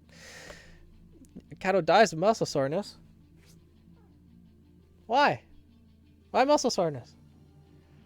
There are layers to the copying system. Exactly. Doubt Ebonil can make a Crescent Rose. It is pretty intricate and detailed. And from the look of all of the different weapons, both created by Noelle and Ebonil, they don't transform. Noelle's version wouldn't be as detailed. So this could be, potentially, hypothetically, this could be Noelle's copy of Crescent Rose. It's just less detailed. That's the cat. I know, Val. I know. What's with the muscle soreness? Where'd that from? Meow. Could use it to use Petal Burst? No, that wouldn't be how it works, because Petal Burst and Crescent Rose are two separate things. If Noelle wanted to copy aspects of Petal Burst, she'd have to see it, analyze it, and then be able to copy Petal Burst. Copying Crescent Rose wouldn't give her the abilities of the semblance. Yes, Velvet made Crescent Rose using hard light dust. This is correct. But Velvet did not copy Petal Burst in any capacity. Velvet can only copy the weapons, and thanks to her semblance of... What? Thanks to her semblance of photographic memory, she's able to copy the exact fighting styles of people. So, it has to see the semblance. If it's visibility or speed, she could miss it. Is it just seeing it once and she's able to copy it? Because as I mentioned, there's with a semblance, for example, like Emerald's semblance that creates illusions. Even if Noelle can see Emerald creating the illusions or the hallucinations for someone else, and she's just watching from the sidelines, just seeing Emerald focus on someone, would that be enough for Noelle to copy it? Or would she actually have to see the aura flowing through Emerald or experience that to some degree? Yeah, kitty, indeed. There has to be more movement behind it. Noelle has to realize there is an active semblance to copy. Okay. So it's more semblances that require movement. Makes sense. What you doing, kitty? What you doing? Yeah, fluff butt. What are you doing? Huh? Meow. Meow. Okay, makes sense. But yeah, thank you for sharing your character, Bloody. I appreciate it. Nurser options and storage is already pretty full. And it makes sense that she'd want to store the semblances, and that means something to her because, you know, you're essentially carrying a part of those people with you everywhere you go. Wouldn't be able to copy my semblance because isn't anything to activate? It's always on. Ah, it's a passive semblance. Nice. Yeah, the purr. Yep, her teammates are her memories. Mm-hmm. Yes, you're acting cute. We get it. All right. Are you okay if we move on to Chaos's character now?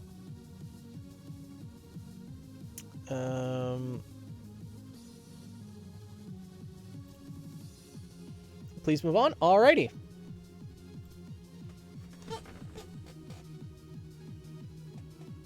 Yes. Yes. Yeah, you little kitty. Alright. You're Joker Boy. Oh. Well, this is going to be interesting then. OC review submissions. Go here. Go here. Go here.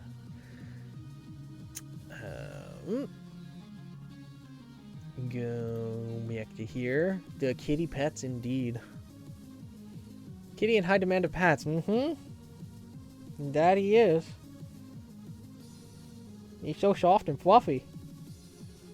Yeah, buddy. Yes. Yes. Oh. You like the pets so much, don't you?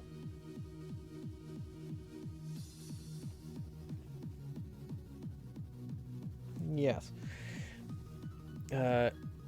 Joker is in comedian. Oh. Okay.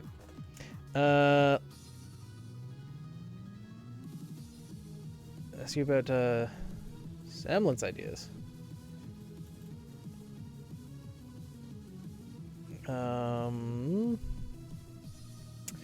Let's go to here. Go here. You have a different Psycho OC? Ah, I see. So the Joker, there's a comedian Joker? This I did not know. Just showing off your canon in RWBY OC, but open to some feedback. Tom Scath Glass? Is that how you pronounce it? I think it's Scath. Correct me if I'm wrong. It's Irish for shadow green. Okay. Don't have the idea this OC sheet has like 35 pages. I will actually instead I will duplicate, put it there.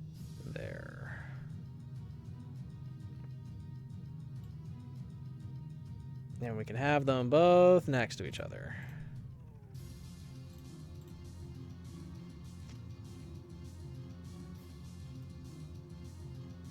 There. That's better.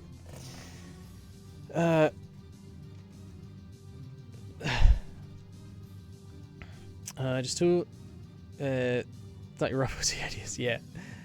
Because all the Chaos does is write and work, but he writes at work. Second page is character and weapon art. Yeah.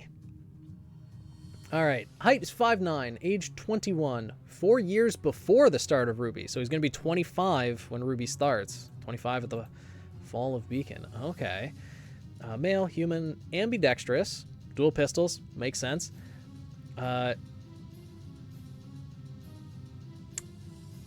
Trypanophobia? It's got to be tri. It has to be trypanophobia. Fear of needles. That is a common fear indeed. Luckily, he has his aura cloak to prevent any needles from getting through. You know, the work does have stuff for me to do, bro.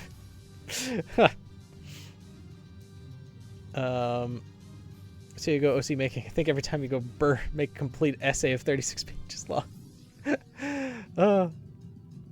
Personality. Tom is a comedian and lighthearted person who has a positive outlook in life and always tries to help his teammates and friends feel better. He will do anything to make them laugh. However, Tom can turn into a cold and hostile person when dealing with family issues from his past. I feel that is relatable to a lot of people, yeah. Weapon is Chris and Jackie.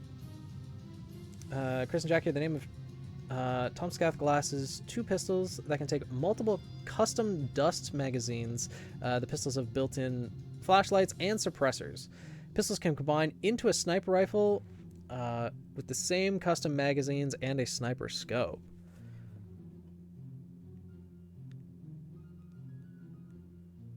Interesting how they'd combine.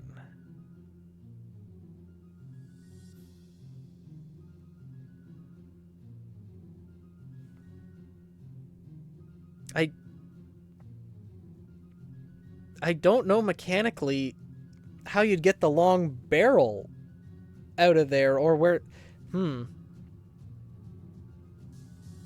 Interesting.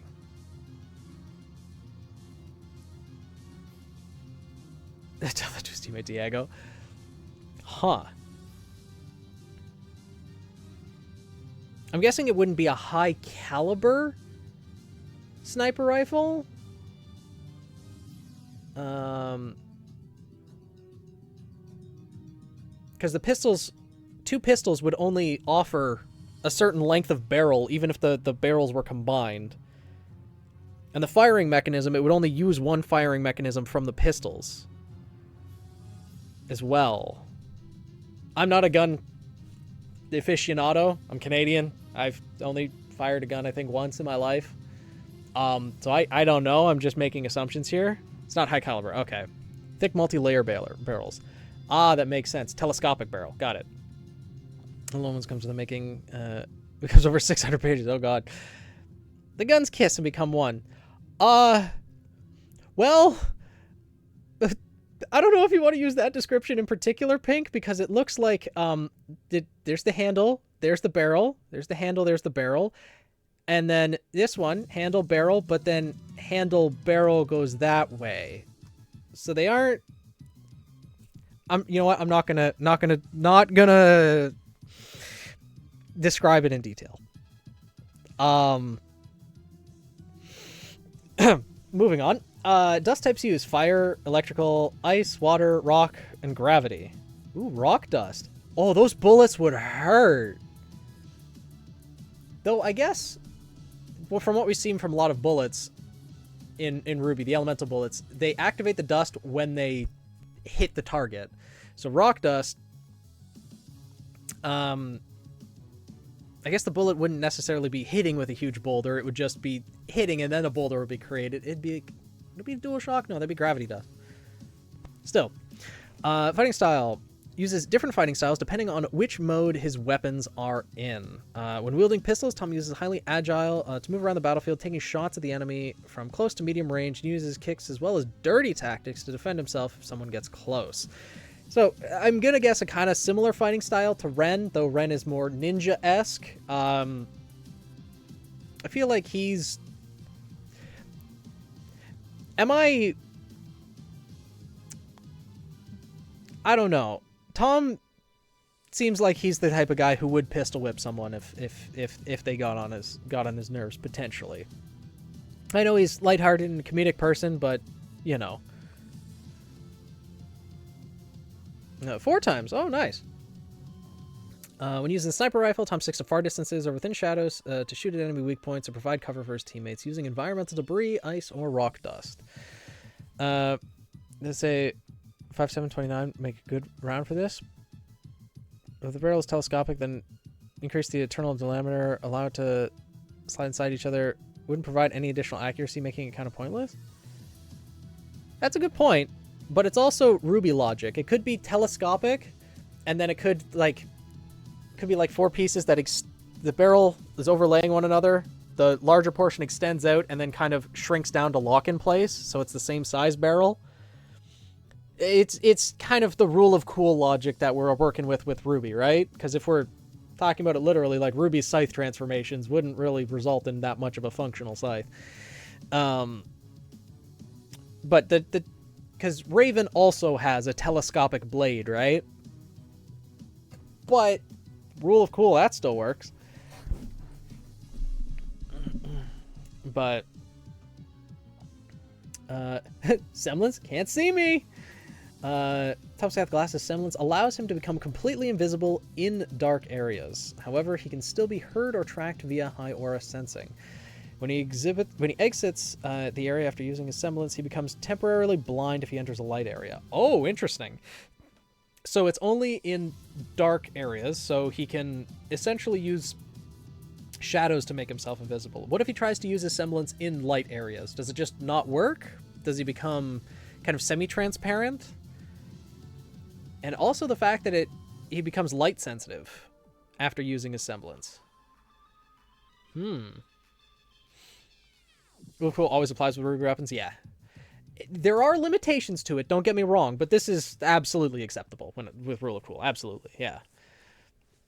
You can't have... Maybe, is it 50 cal? It becomes part visible. Okay. All right, backstory. He is a renegade child from a reclusive tribe who hates huntsmen and huntresses.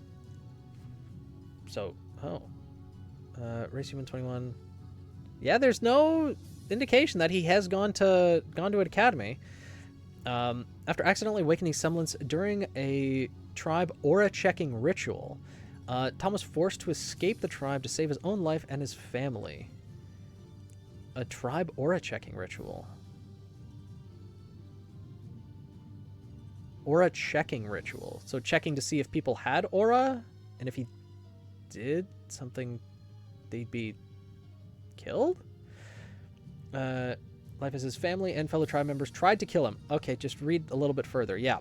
Tom quickly ran to a nearby village that he knew, but only after finding a welcoming family that took him in did his brothers find him and kill the family. This forced Tom to live life on the run. After a few months of moving from towns to villages, Tom stole Lien and food from a huntress, but was caught by the huntress and recognized as a potential academy student. Tom was then told about Pharos Academy and decided to become a fully trained huntsman. Deciding being a skilled huntsman would stop his family from chasing him. While at Pharos Academy, Tom created his dual pistols, Chris and Jackie, naming them after his childhood best friends. Made sure to minimize how many people saw him due to his family starting to place a bounty on his head.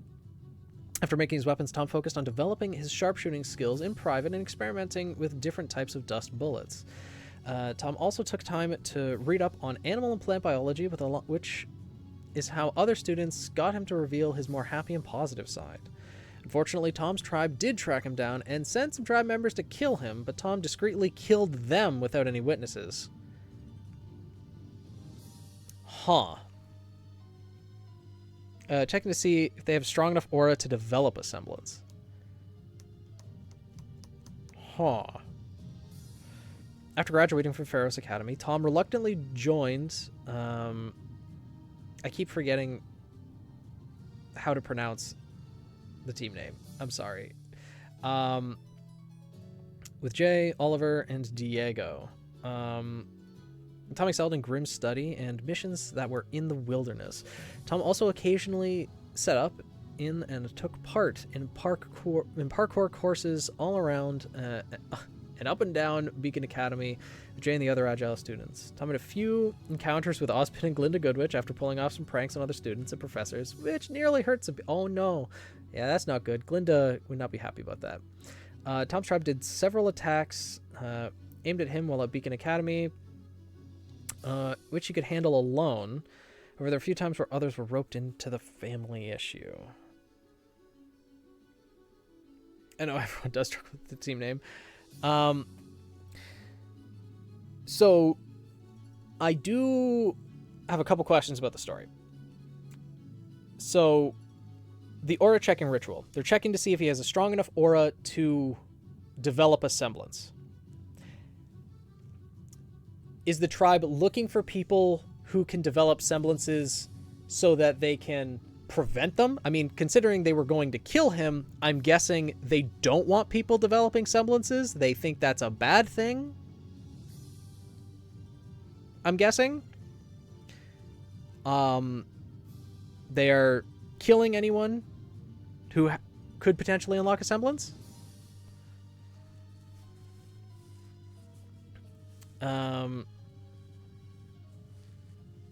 Yeah, they don't want people with a semblance in their tribe. Okay. That makes sense why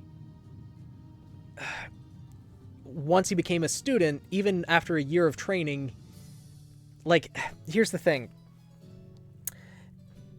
Him having a semblance, him having his aura, would make it easier for him to fight against members of his tribe. I'm guessing the members of his tribe are still fairly trained in combat, even though they're not using aura or semblance. Correct?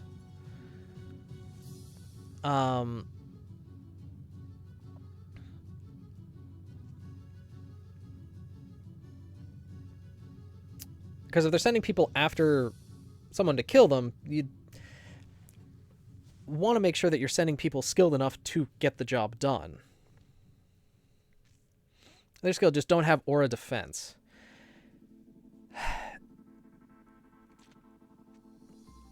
Yeah, without aura defense, that makes it...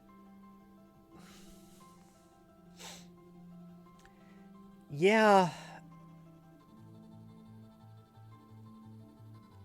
I mean, you can still be...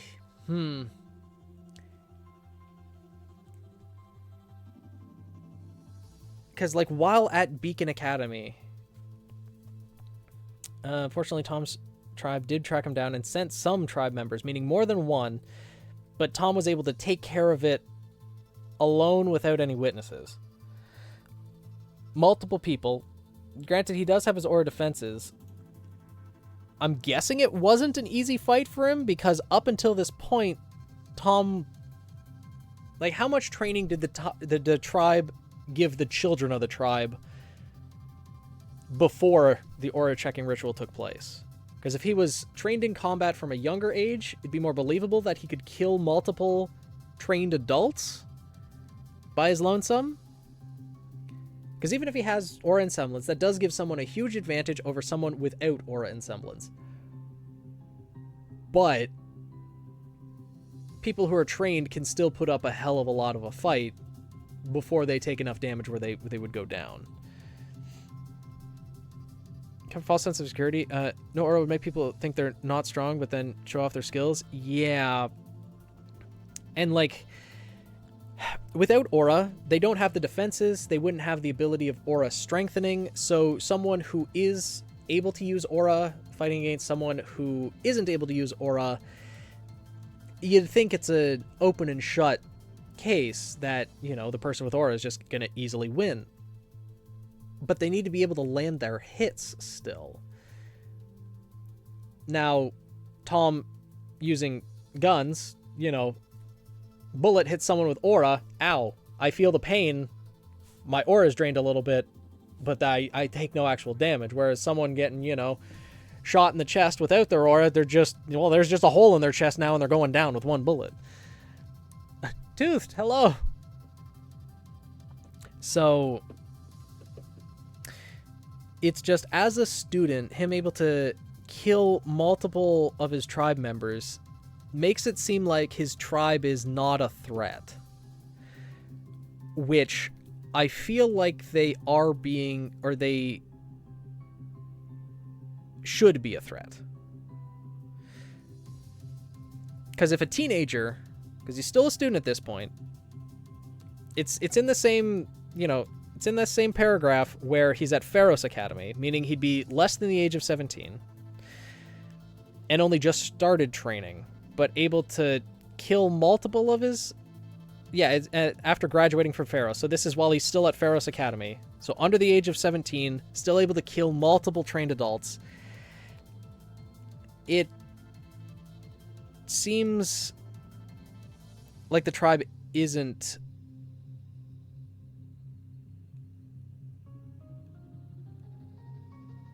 a threat. Because if Tom's able to kill multiple members while under the age of 17, by the time he's graduated Pharos and went to Beacon, why would the tribe be making multiple attacks on him? I guess if, you know, all of the people sent out to kill him were just taken care of, it could have been by other huntsmen or huntresses, or, you know, it might not have been Tom who did it, so they'd be sending out people to probably scout at first and just see what's going on. I don't know. Basic training, he had to develop the skills. He had to develop those skills while surviving in the wild. Also, fight was more stealth, like the rendered action, since Tom was using his semblance when dealing with his tribe. Okay. I mean, I'll probably stream the OC portion as long as there's people submitting. Then I'll take a break for dinner. And then I'll come back at my regular stream time to play more Paper Mario. That's my current plan. Just to kind of separate out, like, there's OC stream, and then there's going to be regular stream. That's my thinking. Yeah. But if it's stealth, like, how would Tom figure out that his tribe was, that it was his tribe? Wouldn't the tribe be able to get the jump on him in those situations? I get him using a semblance to then take them out from the shadows. Fits, but I don't know. Don't have the points. Smio isn't refined, still needs heavy work. All good. There's going to be other OC streams. The next one, as I mentioned at the beginning of the stream, probably won't be for another 3 to 4 months. Just to give people time to, well, develop their characters, to build up the points, to be able to submit, and then it wouldn't submit, but all the info and our art is on your phone, not your laptop. Ah, okay. Yeah, that might make it a little bit difficult. Next thing he has is a tribe mark that is... and he is always on the lookout. That makes sense. He'd always be looking over his shoulder. It'd probably be like September, October. But there's always next time, Unleashed. There's always next time to get things coordinated and everything. Like, there's no rush. There's never any rush when it comes to this. I'm not planning on going anywhere. So take your time. All good.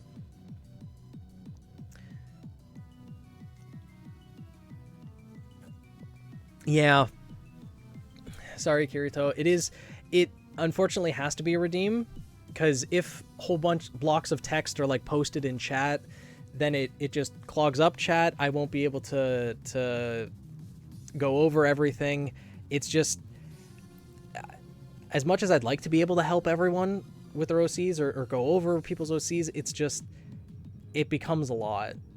It does become a lot. And I had my first experience with that when I did the OC contest years ago, and I was like, okay, well, maybe there's gonna be like 100, or maybe the most I was expecting was like 200 submissions, and then I got like 720, and I'm like, oh, well, there goes the next 2 months of my time. Just excited to finally got art for your OC recently. Any more OCs left? Yeah, it's just one more of Bloodies. One more Bloodies after this. It wasn't the Phoenix Festival tournament. It was the OC. Well, the OC tournament did happen. Yes. Yeah, the OC tournament. Yes, there was that. Yeah. We're doing another one of those, by the way. I'd like to.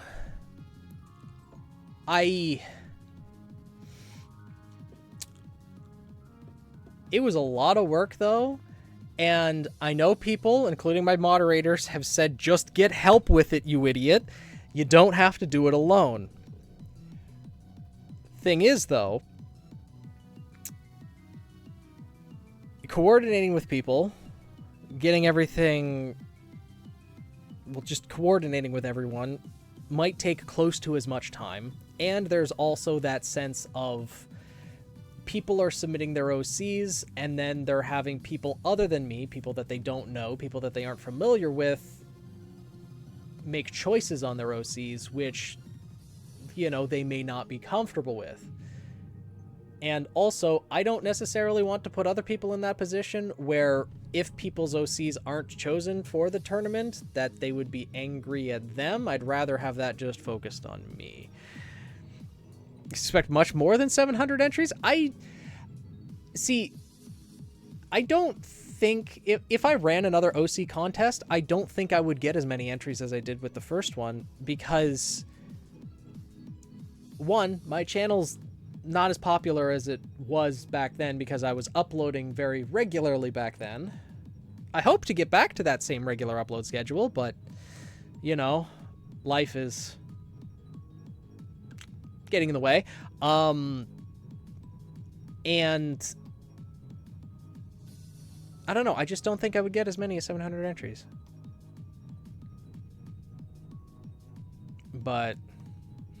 More people want to join after the last one? I don't know. You need motivation? It's not a motivation issue. It's whenever I have free time, I just want to relax and turn my brain off and not do anything. This is where the people who had OC in the tournament can't have one for the next one. I would want to get new OCs in. I would want to, at least for the, if I did a second one, I'd probably want to choose 32 new people to give more people a chance with their OCs in the tournament. I would probably want to do that.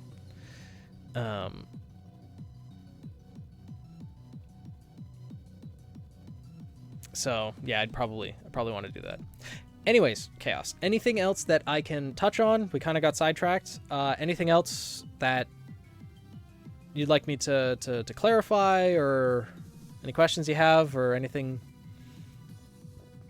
more you would like me to comment on for your character? To put in a poll to see how many people would be interested in submitting OCs. I could. I don't think that would be an accurate statistic, simply because if I put out the poll on Discord, then it would only be people in the Discord server who would see it. On YouTube, there's a lot more people. But how many of those people actually check the, like, the message board feed on the YouTube channels? I don't check that for any creators that I follow, and I'm sure a lot of people wouldn't check that for me either, so I don't think it would be an accurate description. And I don't use Twitter anymore, or X as it's called now, so...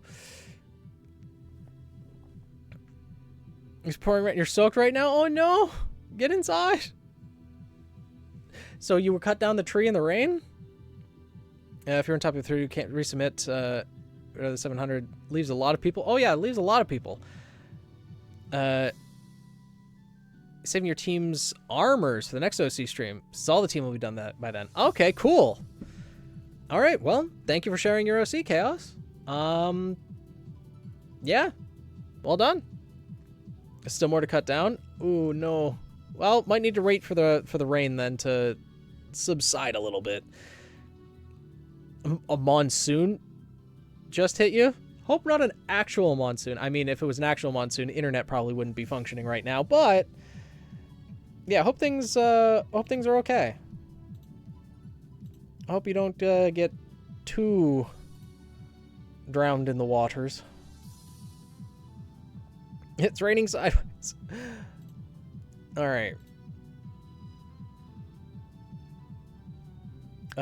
Rock has the most story-centric design, but all right. Well, let's see. We'll go here. Go there. Go there. Go here. There we go.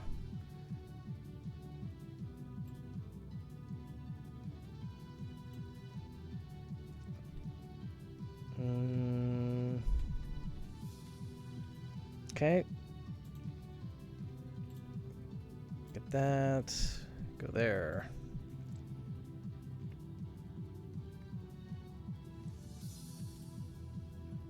And go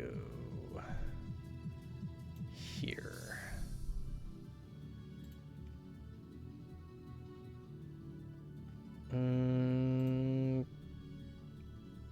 Okay.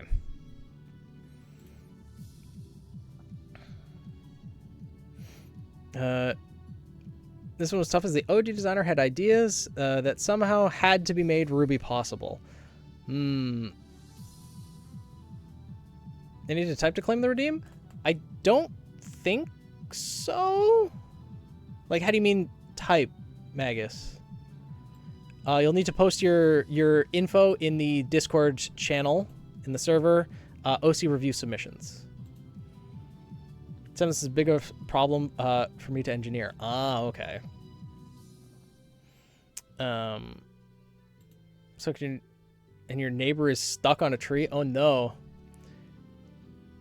Team Moth's outfit designs, yes. Still working on the other outfits. Oh, nice. Better find their weapons and their semblance. I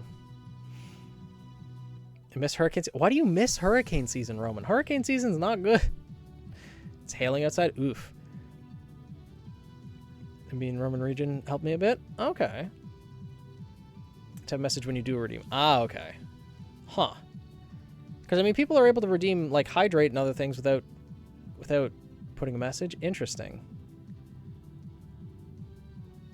That's weird. Anywho. Let's switch over to here. Go there. Is Twitch being weird? Oh, no, Twitch with the redeems. Yeah, Twitch has always just been strange, though. Nothing new there.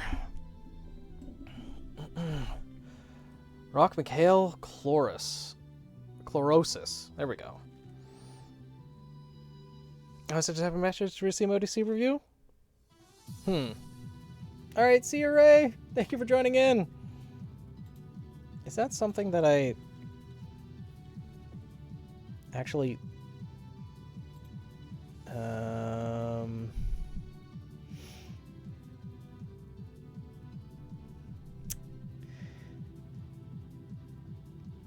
it doesn't.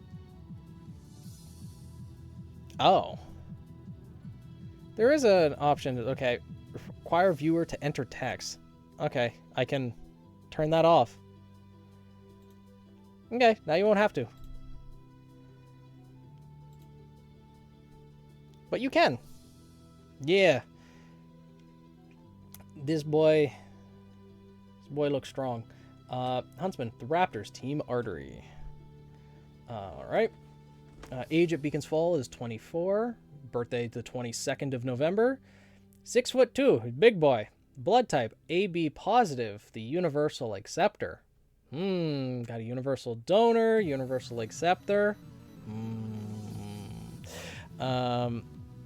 His first name, middle name is Turkey Off. Star color white and a pale yellow green. Skeletal system, chlorosis is anemia, rock is the mythical bird. You know things about those blood types. Yeah, unfortunately, Kirito, I only have the lurk command set up. I don't have the unlurk.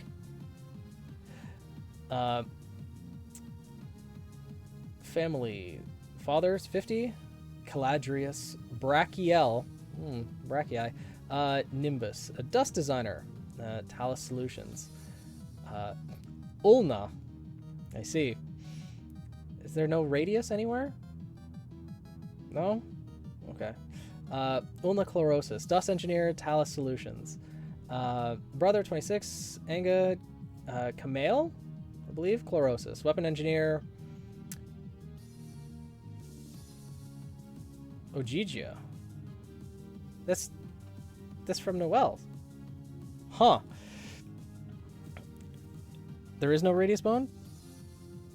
Isn't it the radius in the ulna? Isn't that... It's tibula, fibula... I thought radius and ulna were... OG designer wanted bird and angel names. No radius for his family. Okay. I was like, wait, is the radius not a bone? Am I just wrong about that? No, okay. No radius in the character design. Got it. Notice things I see.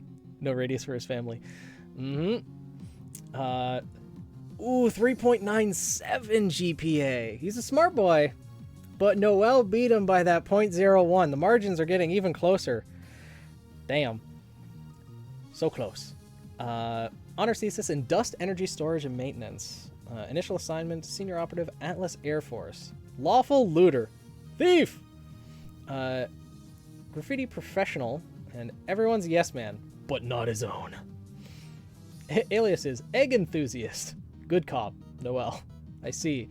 So does that make Ebonil the bad cop? And Firebird, Fira.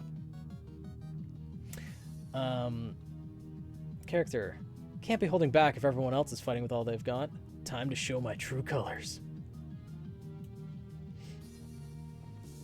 Grades do not speak of your intelligence, and I stand by that. Oh, I 100% agree. Russian.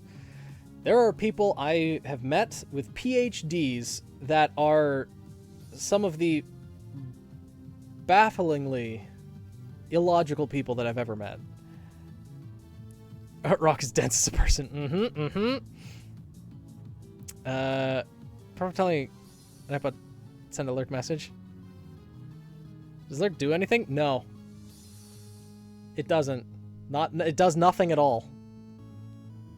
I don't know what command you think I could give it to do, but lurk does nothing. It's just an intention to lurk. That's it. A type of guy that tries his best is how Rock would describe himself. This headstrong huntsman remembers much of the imaginative and adventurous outlook that defined his Atlas Academy days. While he has learned to reel back his upbeat habits, Rock may still play a dense fool that believes in the power of kindness and courage, the power of friendship. It goes without saying, if the world needs heroes, he'd proudly step up. But his trademark optimism is fading. Rock is silently distraught by the increasing number of skeletons he finds in Remnant's closet.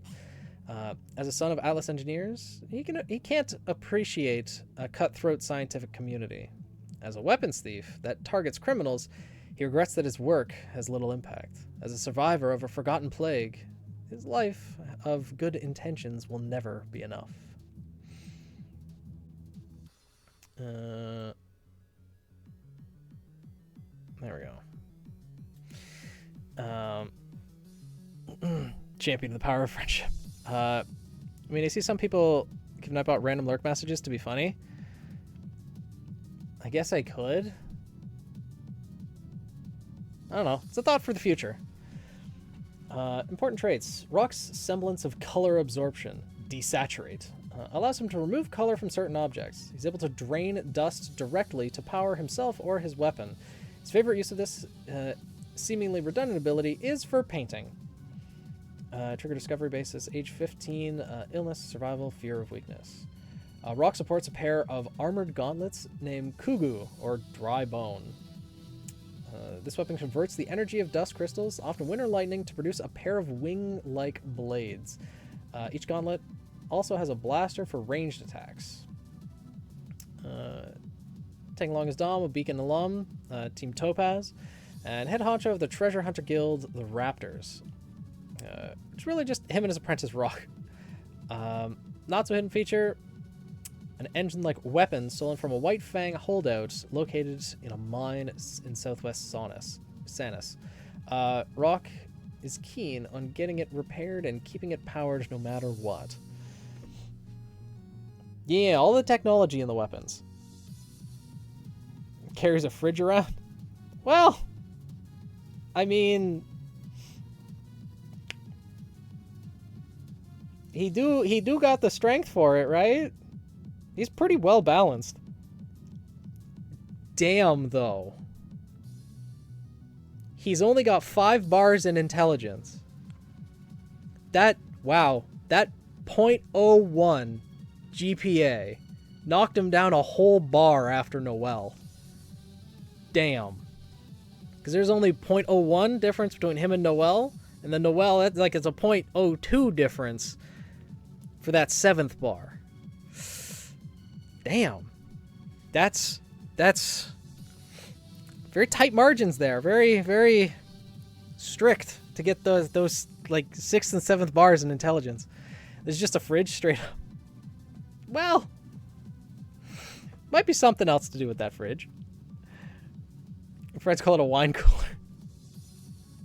Different types of intelligence? I choose to believe it's all GPA based. that just because of the .01, he got knocked down an entire bar. Their grades are passable but not good. Hey, same. Grades don't matter worth anything except for just pass-fail. As long as you're passing, you're good. Like passing whatever bar you need to hit. If you need, for example, in university, you needed a 60. That's all it took to get a degree. In university, you just need an average of 60. To get honors, you need 70%, at least at the university that I went to. So, sure, if you get over 80% or 90%, you can make the dean's list, but I don't think anyone looking at a resume cares about the dean's list. It's like, okay, with honors. Okay, but with honors and the dean's list, I don't think there's going to be much of a difference there. Grades mean nothing. They don't necessarily mean nothing, but largely I would agree, because a lot of it is just being able to remember information and then vomit it out on a test. Except for your future. Yeah, exactly. Rock, the wingman, with all of his wings. Oh, his cape kind of acts like the bird's tail, huh? So he can put the weapon converts energy of dust crystals off to winter lightning to produce a pair of wing-like blades. So those gauntlets produce that. Does it reflect on his coat as well then? Is his coat technologically imbued also? Can do physics, just not social awareness. Cape is just decorative. Okay. So he has different capes for different different moods, I guess. But yeah, those blades, they can do lots of damage. Because there's already, like, blades in the gauntlet in and of itself, but having the dust that comes out of it. It looks like he'd burn through a lot of dust, though, when fighting with those.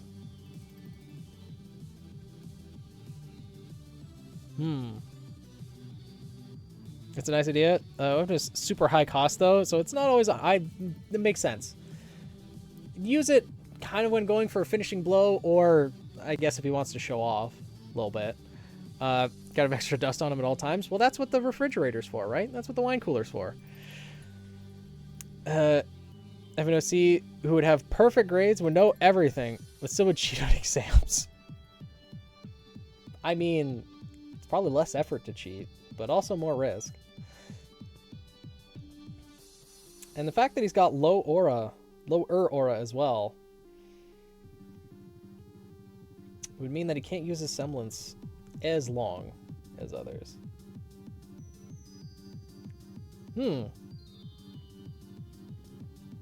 Yeah, this entire wine cooler is just all filled with dust, just to power the wings.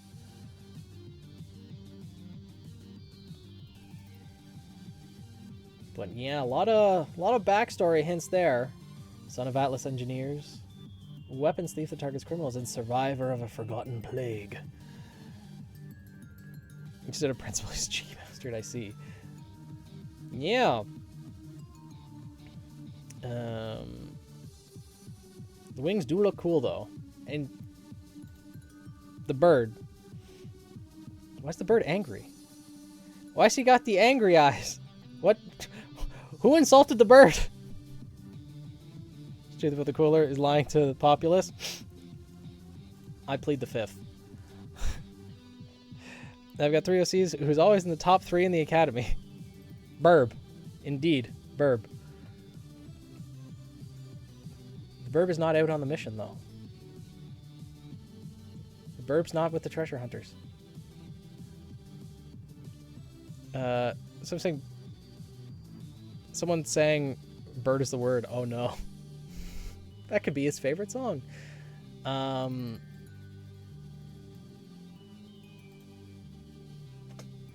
then there's the 3 OCs. Rock, Noel, and Ebonil. Lucci and Hata revives from One Piece? You're not wrong. I thought that too. This image to the right looks like a bowling pin. Say what now? With the bowling pins with the crystals? The bird. Ah.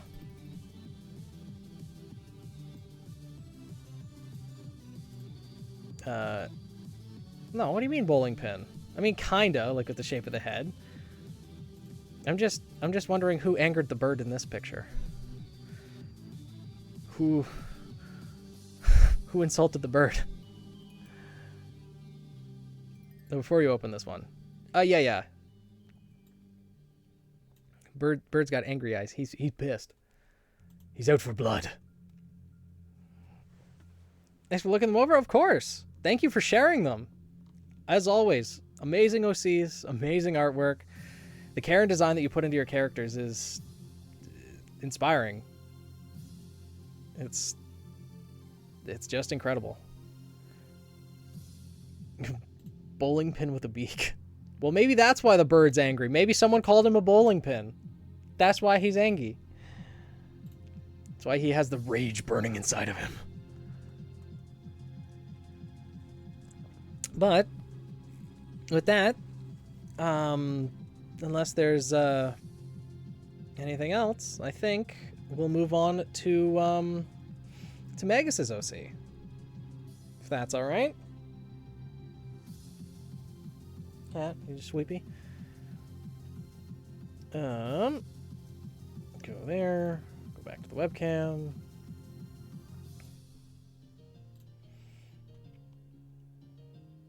Yep, move on. That's all I've got. Suppress the summons to raise more eyebrows. I mean, draining the color from dust would make it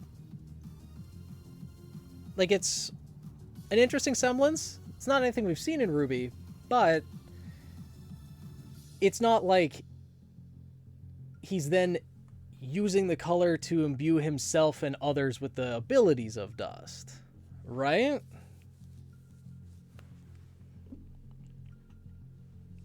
It's interacting with dust in a unique way, but back and added things I forgot about. Well, oh yes, I remember Pelos.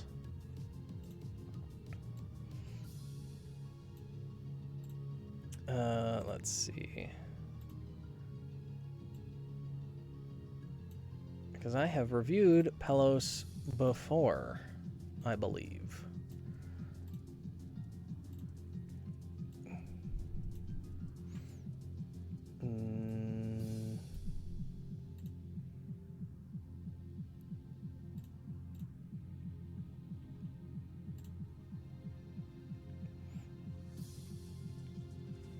It may affect his mood, though. Oh.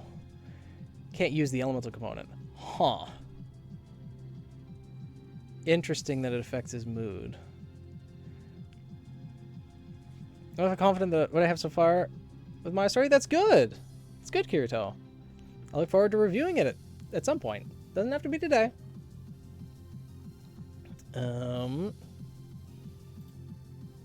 Let's go here, and then here. The lop-eared bunny faunus. I know one person is going to be happy about a bunny being on screen. Yeah, Pelos, male, lop-eared rabbit faunus, with the trait being the ears. Age same as RWBY throughout the series. His height 4'2.5". The half is important in Volume 1, and then Volume 6 to 9, 4'4". Got your stuff ready for you next time? Nice!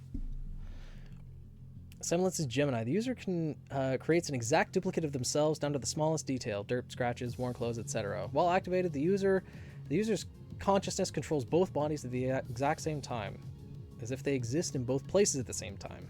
Like split screen on a video game. Gemini is able to last one varying number of hits until it's destroyed, shattering like Neo's constructs. The user is only able to make a new Gemini after the previous creation is destroyed and can only have one at a time. As each clone is destroyed, the next one becomes harder to create as the semblance takes a toll on the user's mental state, which it makes complete sense having to, mentally control both. So you gains a small headache that grows intensely with each destroyed clone. The harder the Gemini is hit with effects will affect its durability lifespan, i.e. several medium strength hits versus one massive one. Yeah. If it's a difference between shot with a number of hits from Ren's pistols, his Stormflowers, or, shot with one of the grenades from Nora's grenade launcher. That type of thing. Yeah. Due to experiencing the senses from both bodies at the same time, Gemini users are susceptible to sensory overload. Especially if both are next to each other. Flashbangs, loud noises, lightning dust, some of the most effective ways to incapacitate someone with this semblance. Yeah, faunus with this semblance. Haha. Poor Pelos. God, a flashbang or like an unexpected firecracker or a loud noise. 4 ears are not better than 1 in those situations. Half canon, half you. It's canon. First she's born till the Grim attack, and after she gets adopted is when it becomes a you. Oh, okay. A small bean an update. It is an update, yeah.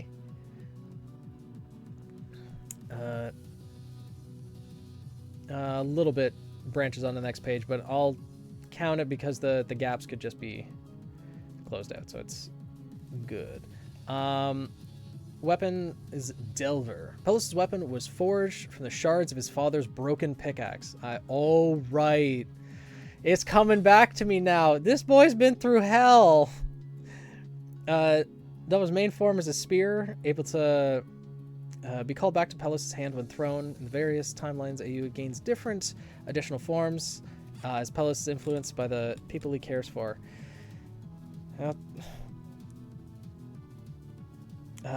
Legacy Manu, Delver takes the additional form of a 12-gauge pump-action shotgun. Later an attachment which was added that allows Pelos to fire a hard light chain for grappling. Oh. Roaming around the Veil AU. Delver gains 2 new forms. Cane that doubles as a cane sword, taking inspiration from Roman and Neo. And the Beacon AU gains the ability to turn into a gravity dust imbued witch's broom, allowing him the ability to fly. Isn't Beacon AU and Veil AU kind of, well, obviously different stories, but I'm guessing there'd be overlaps. Yeah, if I remember correctly, the moment Pelos has had some experience in the mines, right? We don't need to go back on that trauma train, but if I remember correctly, he definitely needs the protection. The small bean needs the protection. Yeah, okay. I remember. Yeah. Pelos' story is ingrained in my memory. And it's all coming back now. I just want him to have happiness. Oh my god. But yeah. Diggy diggy hole. No, get in the minecart and escape. Yeah, everything seems pretty good. The main form is spear, able to call back, so it's a spear with gravity dust. And then it also becomes a gun in the main one. Also becomes a cane, a spear that's also a cane.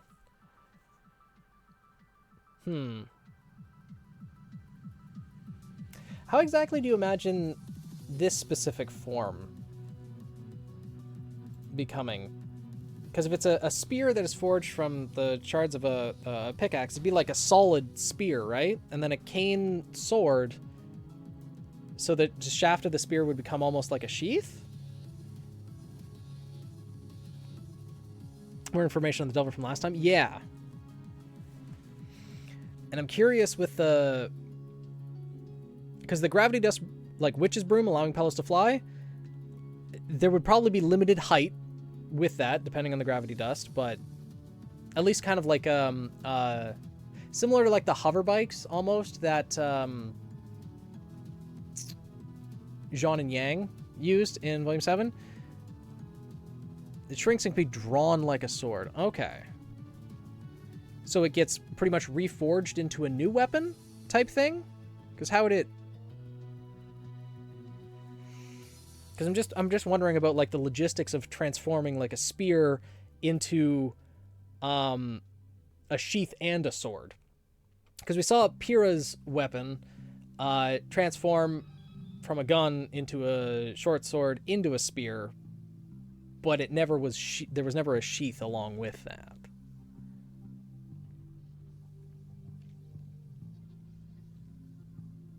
If his weapon's like taking on a new form entirely, then that's where my curiosity is for that specific form. The Witch's Broom makes sense. The gun addition to it. That's just a modification to the weapon itself. Be kind of an overhaul of the weapon, but it makes sense. The Kanan sword is the one that sticks out of all of them.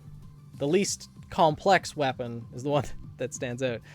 3 forms: spear, cane, and sword. Ah, okay, that makes sense. Yeah. Yep. All right, that fits. Yeah, interesting. So inspired by Roman and Neo. So obviously, Pelos is influenced positively by Roman and Neo. What is it that inspires the Witch's Broom?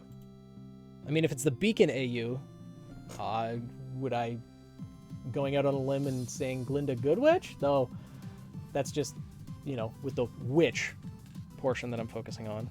Glinda, okay. Because I was going to say, Glinda's not really flying through the sky, but yeah.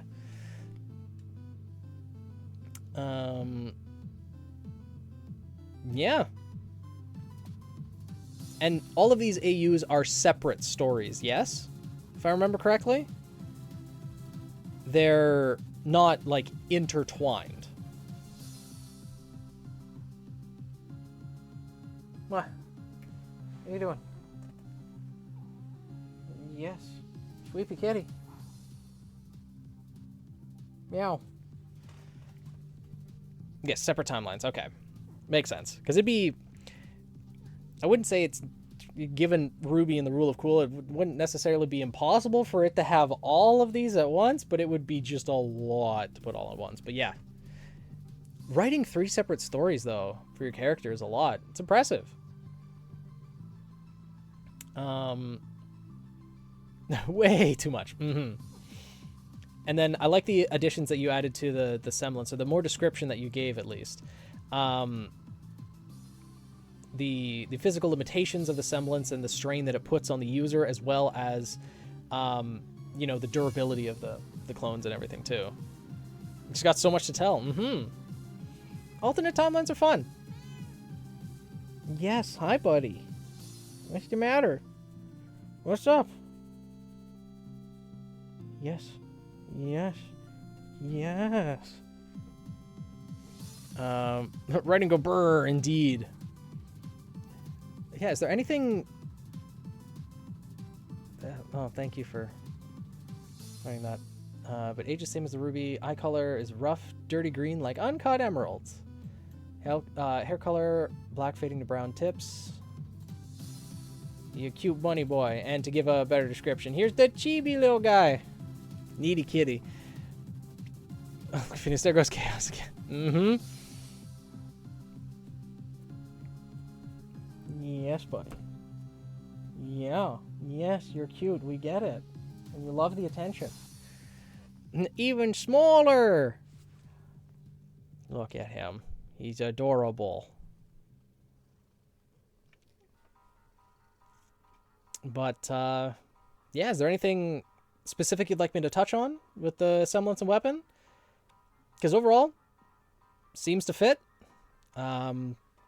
Granted, I don't know the specific stories of each AU, but certain things can be understood from, like, the Beacon AU, the Veil AU, like, where the weapon inspirations come from, and all of them seem to work well.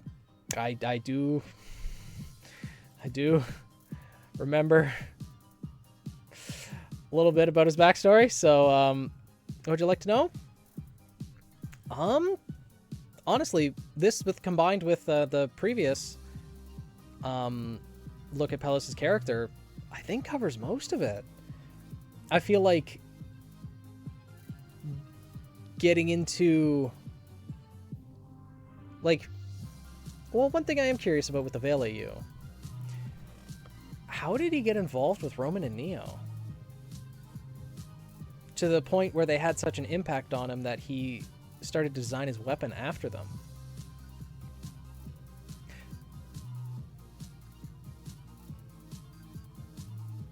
And, like, Pelos, he's so cute. He's adorable. With all the kids goes through, how he keeps going, it's doing okay. It deserves to be the Blue Lantern Corps. I don't know much about the Blue Lanterns, but I'll take your word for it. Yeah, he's He's been through way too much. Way more than anyone should. But it's also Remnant. It's a dark place. Yes. Yes. Yes, you like the pets. Roman and Neo found him in a dust crate. You look at him and type to Roman, can we keep him? Oh, you know what? That fits. So is that story kind of focused on him being, like, instead of Roman and Neo being a duo, he's part of a trio with them, and he becomes a criminal? Small bean criminal? Okay. Drive their power rings from Hope. I see. Okay. Hardened crime lord, Small Bean. I mean, Neo would have someone around her own height. So she definitely, yeah. Hi. Roman and his 2 children.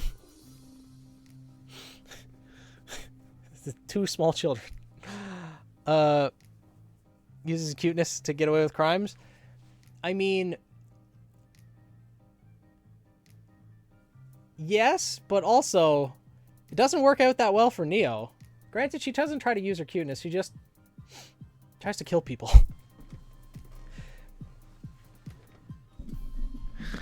So the hardened crime lord Pelos. Does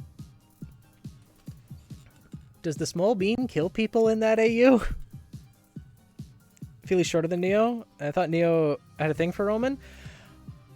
I don't know if it was ever necessarily romantic. It was... like, Neo definitely loved Roman. I don't know if it was in a romantic way. Somehow? No. Okay. So there's no blood on it. Well, there's no blood of death on his hands. There's probably, if he's a criminal, there's still probably blood on his hands. Think about all the crime. Don't need any more kids, though. Literally looks up to both Neo and the Roman. Ah, okay. I'm pretty sure Neo's 4'2", though. I think canonically, she's 4'2". Let's see.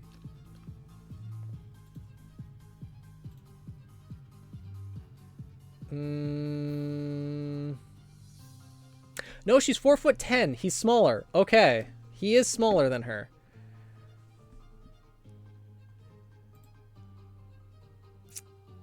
She's 4'10". So he's an even smaller bean. Neo wears heels, though. This is true. But Neo ain't wearing like 6-inch heels or anything. So he's still like half a foot shorter than Neo. He's a very small bean. Heard Neo Karima next to a bus full of kids. It's a hide cell, I see. So even like father, daughter, brother, sister. Yeah. More familial. Yeah, I think it's definitely familiar. They both loved each other, but not in a romantic way. I just look at it. Ah, I see. But yeah, I think for the most part, between this and the other OC review, this covers pretty much all for Pelos, except like getting into the actual stories and everything in and of itself, which I feel like is a larger conversation / more pages that would need to be submitted for the OC review to actually like read into the story.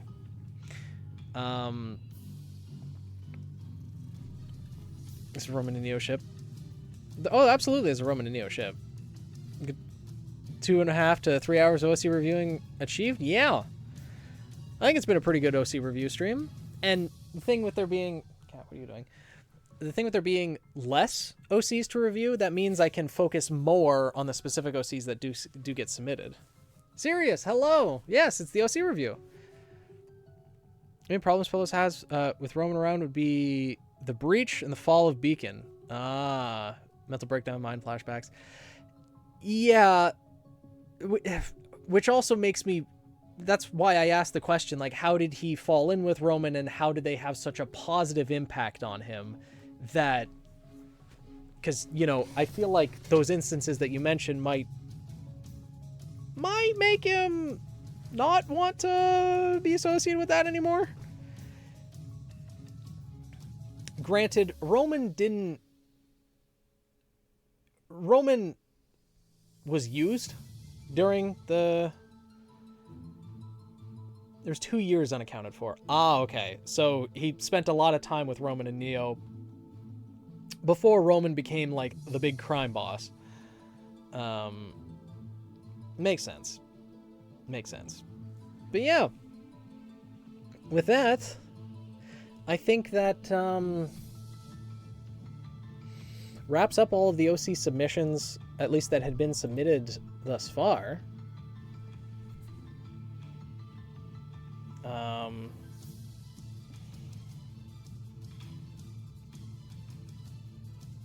So, oh, Pink, you gonna get one more submitted?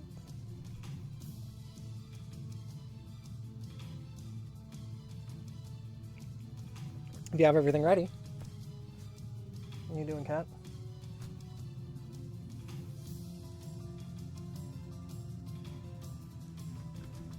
Well, Roman redeemed it for you, Pink.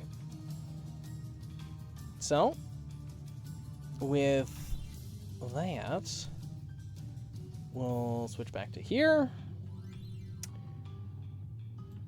We'll exit out of there. And we'll go here. All right. Oh. Yeah, it's been a good OC review so far. It's been good. We've gotten through less OCs than we have in the past, but been able to focus more on each one, which is nice.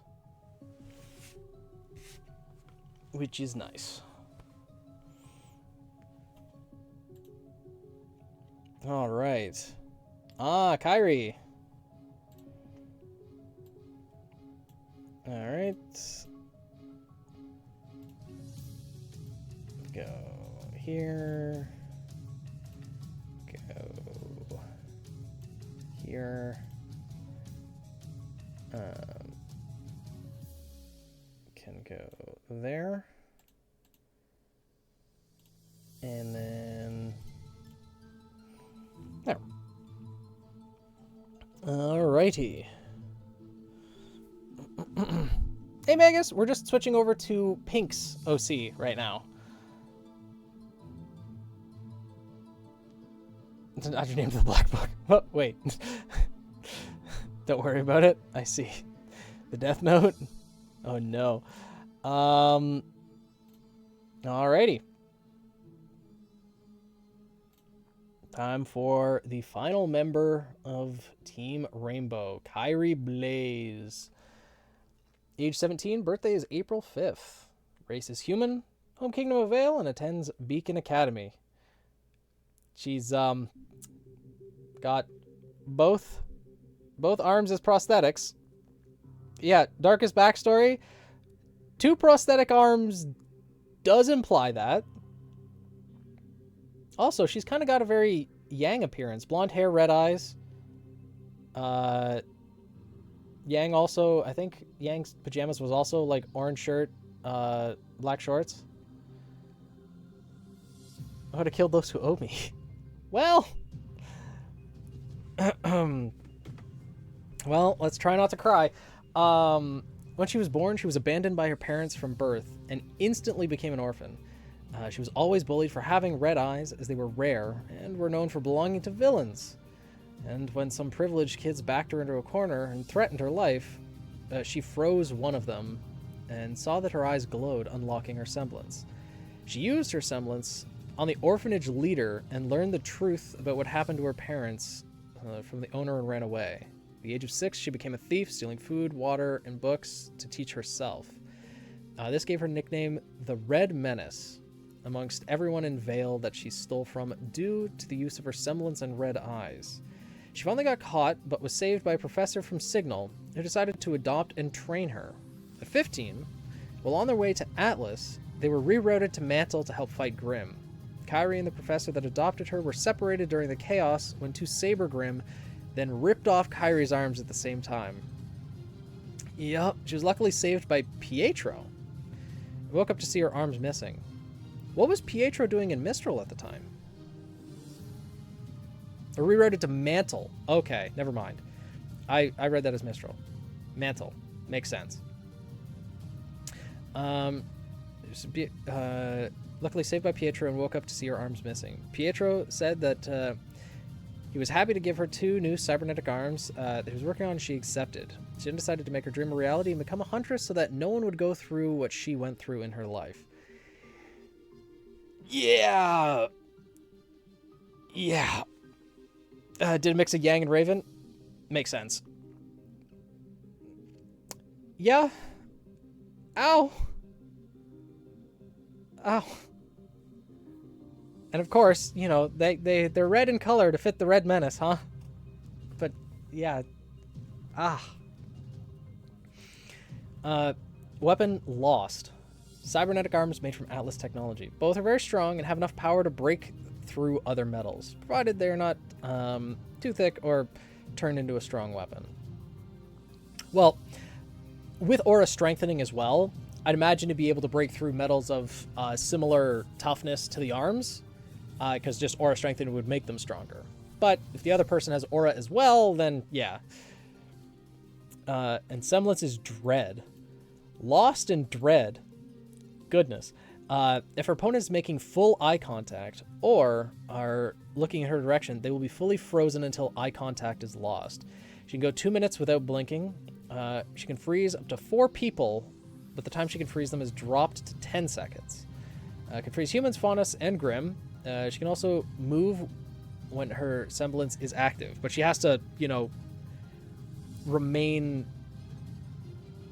looking at them. The restrictions make sense. But the fact that full eye contact is specified, but then can freeze up to 4 people. I'm guessing she just doesn't have to, like, it's full eye contact for the semblance to be activated, and then she has to keep focus on them for it to remain active for 2 minutes, right? She doesn't have to keep that full eye contact the full time. Yeah, keep your eye on them. Okay. So to freeze 4 people then, she would have to lock eyes with one of them, and then sequentially lock eyes with opponent 2, opponent 3, opponent 4. She has to have that full direct eye contact, which would be tough to achieve for 4 people. Not impossible, but the amount of aura to keep them restrained, yeah. Makes sense. Yeah, like within her vision. Yeah. Kitty hugs the OC's leg. Mine. Yeah, she needs a hug. Oh my god. Val has claimed. Yeah, honestly, seems pretty good. Like the cybernetic arms, you know, very simple but strong weapons, up close brawler, and the semblance. If it's a 1v1, she's probably gonna win, because if she can lock someone in place, they would either need immense strength on their own, like Hazel, to be able to maybe break free of it. Otherwise, they're in for a beating. His backstory, though. Abandoned by her parents, bullied just for her appearance, and then becomes a runaway, lives on her own until she's adopted, when she finally gets caught, and then has both of her arms ripped off. She's been through the ringer in life, for sure. But, luckily, has found friends to... Yeah, the strongest close-range fighter of the team, for sure.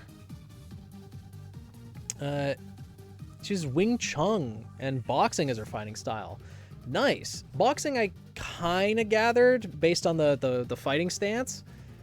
But Wing Chun, I'm not familiar with the fighting style, but,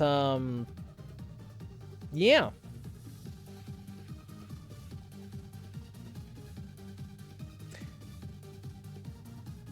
Huh. Steals the whole team and runs off.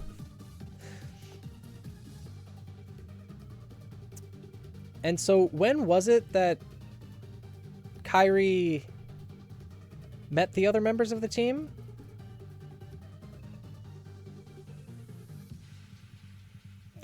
Val, Pink, your characters have been claimed.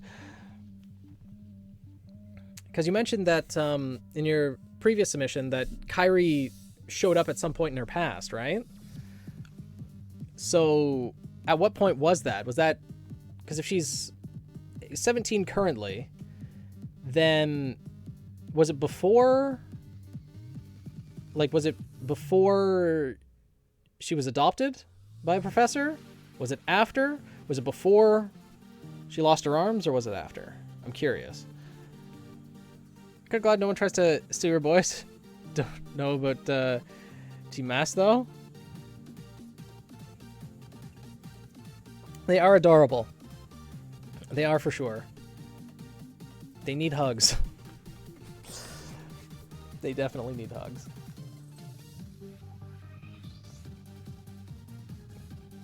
But yeah, honestly, it's pretty solid. Semblance seems good and balanced. Weapon, I mean, I like seeing weapons that aren't overly complex. It's just like, yeah, she's got arms and she's gonna mess you up with them. That's it. Robin, hello. Yeah, excellent looking OCs. Met them when they came to Beacon before the entrance exam. She didn't remember Psycho until Psycho told her later when they were the team. Ah, makes sense. When they came into Beacon before the entrance exam. So, like, before the entrance exam, kind of like when Team RWBY interacted with each other and then met during the initiation and then formed their team. So, Psycho and Kairi didn't really meet. They only met, like, when they both got to Beacon and then they were on the same team, like, 2 days later, that type of thing. Yeah. Okay. Yeah, basically. Okay. Okay. For some reason, I thought that Kairi had met, like, Psycho in the past at some point, and then Psycho remembered, Kairi didn't, etc. But, yeah, that works. And it looks like they're all able to smile now, which is good. They need that happiness. But yeah, excellent characters, Pink. Excellent. Love the artwork, love the designs. They're absolutely adorable. Not overly complex, which I really do like. And, yeah, a lot of heart put into them. A lot of pain with the backstory, though, too. But I can't really... I'm not one to talk because... Well, you know. My characters have been through the ringer, too. But yeah. Is there anything else that you'd like to share? Anything that you'd like me to comment on? Or I've never hurt others' OCs? No, you don't hurt others' OCs. You just hurt your own. As dark as that sounds.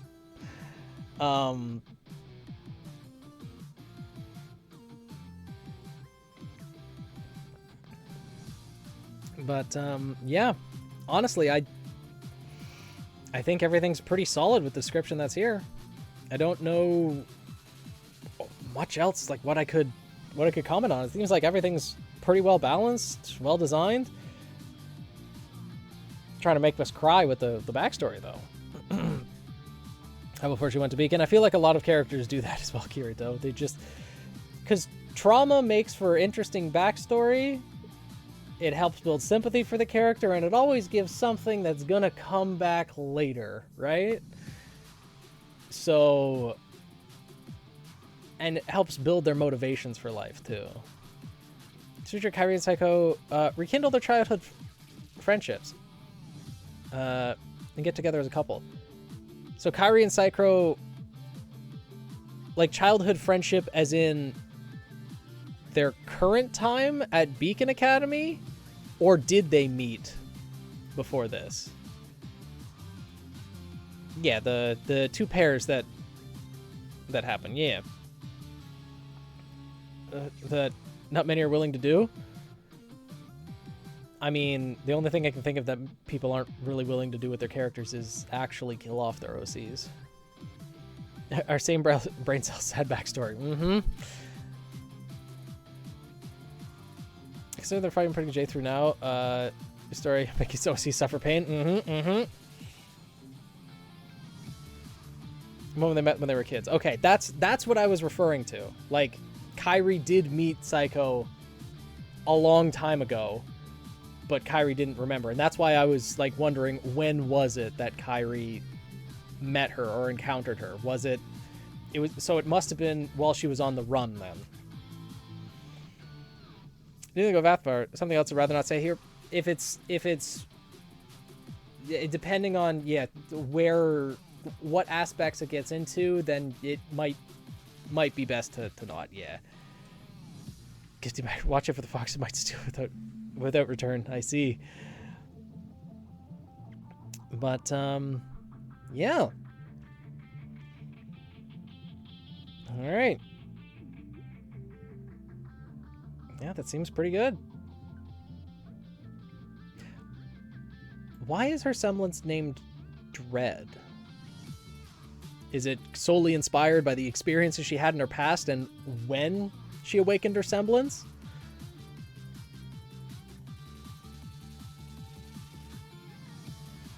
Because I understand lost, because she felt the loss of her arms, and maybe felt lost without her arms. But, well, because when people look into her eyes, they feel dread within them. Ah, okay. But I was thinking with Lost for the arms as well, she didn't really... I mean, well, you'd still experience the Lost even if you had the cybernetic arms. They aren't, the arms that you were born with. So, naming scheme makes sense. Yeah. Yeah, solid character design. Thank you for sharing, Pink. Topic that didn't actually happen to her because one of your other C's same her, but almost happened. I think I understand, Kirito. And I will say, just in case you are hoping to share the story later on, there are certain topics that we try not to like put on stream just in case it might trigger other people. So just a heads up with that for that part of the story, maybe just like preface it, bad stuff / like potentially triggering thing happened at this point in time that led to this part of her character, but without going into detail about it, because we just want to make sure that there's nothing that could, trigger people in chat. But I think I understand. And, yeah. Currently creating your own OC. Her name is Maratiel. Nice, Robin. That's awesome. Is it your first OC? Because if it is, it's a wonderful experience. To make the OC more stream friendly, not to trigger people. Well, I'm not going to tell people to rewrite their OC just so it's friendly for stream. If they want to write, I never want to tell people how to write their story. Whatever they're comfortable writing about, they are free to write about. Now, when it comes to something that might potentially be offensive to other people, for example, if it's like dissociative identity disorder, there's a lot of aspects about it that people don't really understand. And just having someone with a split personality, one of them being a serial killer, doesn't exactly represent dissociative identity disorder in a positive light, because that isn't really how dissociative identity disorder works. It's just what Hollywood presents it as, and it's kind of problematic and harmful to people with dissociative identity disorder. So, like that type of thing, I would put my advice out there, but even still, it's up to each individual how they would write their own story. It's your first OC, Robin. Oh, that's awesome. What inspired you to make your first OC? I'm not against to rewrite the original, but I can understand to make a copy that is more stream friendly. Yeah, but it's also just understanding that, okay, I want to write my character this way. This moment is integral to that character's growth, that character's development, and how that they want the character to be written in the future after that event takes place.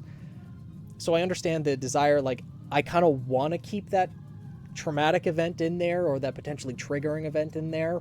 But when you're going to share it to other people, preface it by saying, hey, there's something that deals with this specific topic in this story.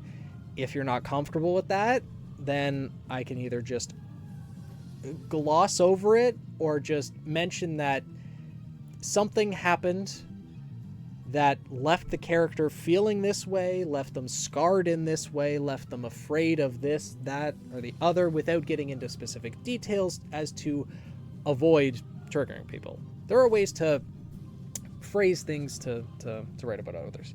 Shut off mine because I like sharing and getting feedback. I thank you for sharing, for one. And I wish I had more feedback to give, but like, no, it just seems like it's well thought out and solidly written. That's the thing.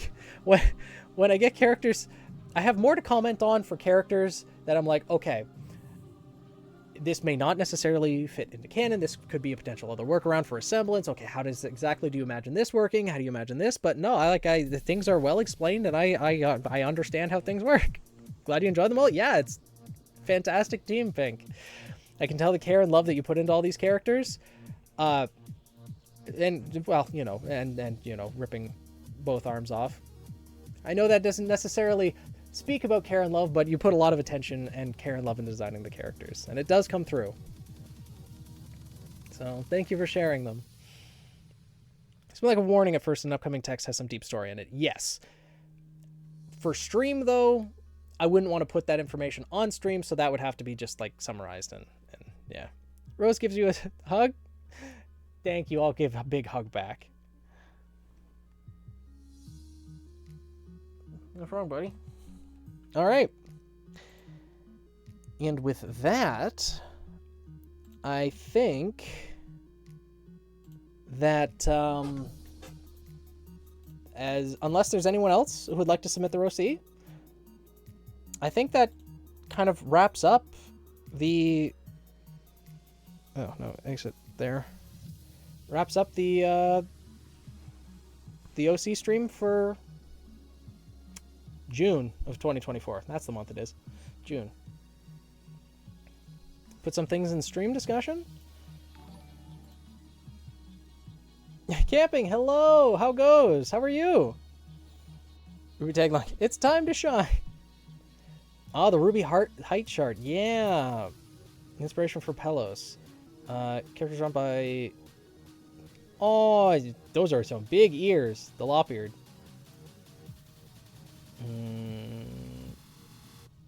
Let's see. Ah, yes, the Ruby height chart. Yes.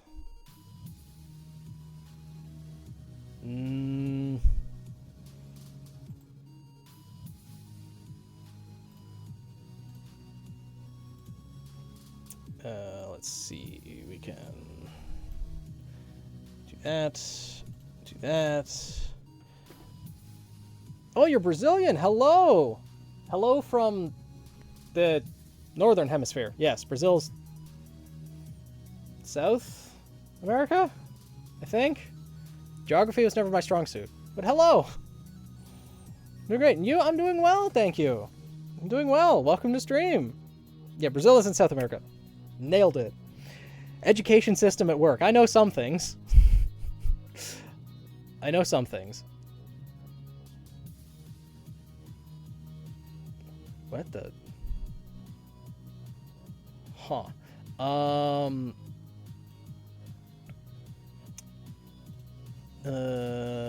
Yeah. Neobe Small Bean. But then I didn't realize that Junior Zhang is nearly 7 foot tall. Granted, Yatsuhashi and Hazel aren't on this chart because Hazel would be a foot taller than Junior. But damn. Damn. Zhang's just 6'1", and like Junior just towers over him. Pyrrha's that much taller than Mercury? Really? Huh. Get ears count. Do they? Do they, though?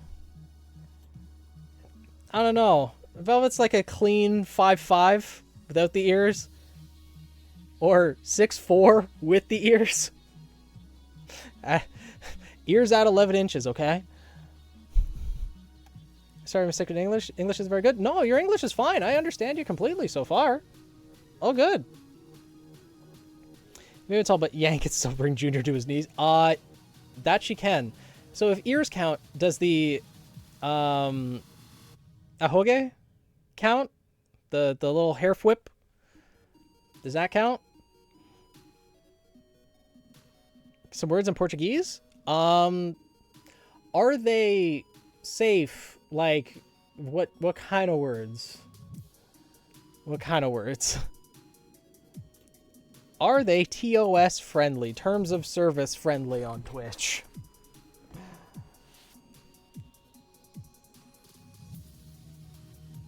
Name is Velvetus Smallbean. She's the same height as the Malachite twins and Blake.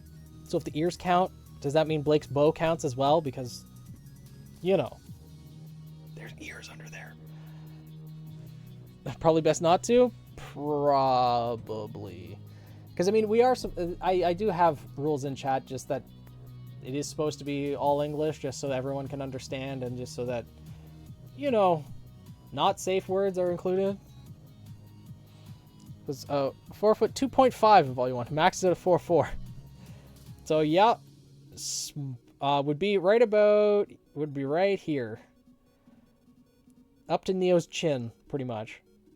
And then 4'4" would be up to Neo's eyes. A blender is called blender. In Portuguese, it's called liquificador. Liquificador. Huh. It's so many more syllables.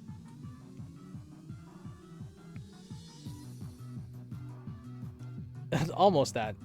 Liquidificator. Liquidificator. There we go. Liquidificator. That's so many more syllables. Why not just liquefier? Liquefier makes sense. Liquificator. It's a lot. Huh. Different languages. And I'm assuming there'd be... like... different languages have different accents that would be put on them, right? So there'd be... liquidificador? Rather than cater? Cador? Probably? The pronunciation in different languages? I think? We don't have the pronunciation because in Portuguese the pronunciation is stronger. Ah, okay. Your height is spot on at 6'4". Yeah, 6'4". Because Jean's 6'1". I didn't realize Neptune was that much taller than Sun. Granted, it's probably the spikes of his hair that are adding like an extra inch or two, but I thought when Sun and Neptune were walking next to each other in Volume 6, they were about the same height. Maybe not, because it's been a while since I watched that scene. Still. I thought Pyrrha would have been shorter. I thought she was too. I didn't realize that she would be able to, like, almost look down on Mercury. But it does make sense that she's pretty much the same height as Jean. Like, all the women be small compared to, like, a majority of the men. And then there's Glinda. Glinda's sitting there at 6'7". Just the Titan woman looking down on every one of the students. My God.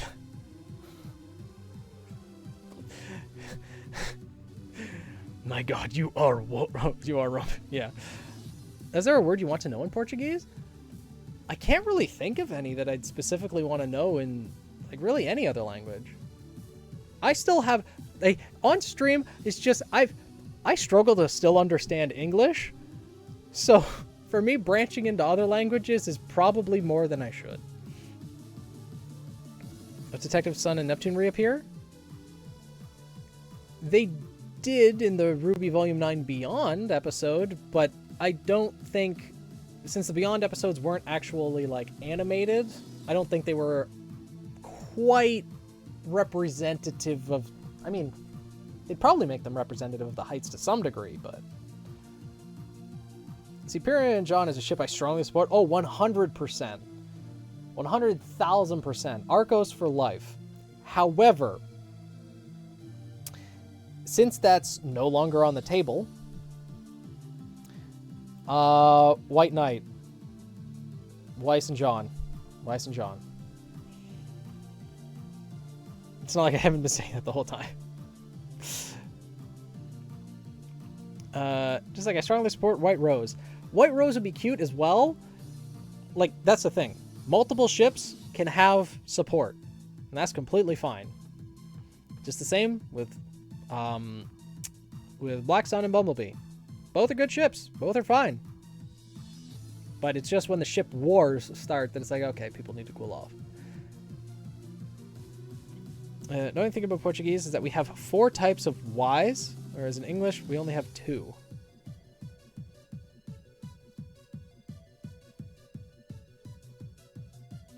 Well, there's why, like the question.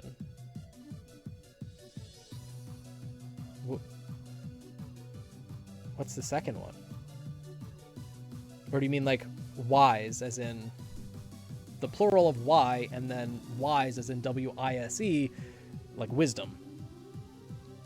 Ship Horse the Man Instigator is Weiss. Yeah. Well, I mean, not... No, I thought a lot of the ship wars was Black Sun and Bumblebee. Thought that was a lot of it. Sport Nuts and Dolts, Penny and Ruby. That's a good one too. I can name stuff from the show and can point to connection between Ruby and Weiss that's stronger than friendships. Oh yeah, there's certain points for sure. But the interest that Weiss has shown in Jean as of late, and the hints that have been there since like their first interaction, kinda, at least to me, seem like it's stronger. That isn't to say, though, that Weiss and Ruby have had many more interactions than Weiss and Jean have, and potentially have a stronger relationship right now. It's just, it may not necessarily be romantic in nature. Alright, see you guys. Good life to you. You as well, camping. Thank you for joining in. Thank you for stopping by.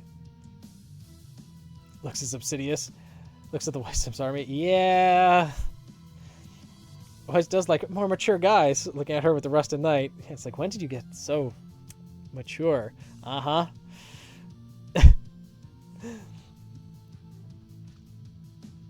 Yep.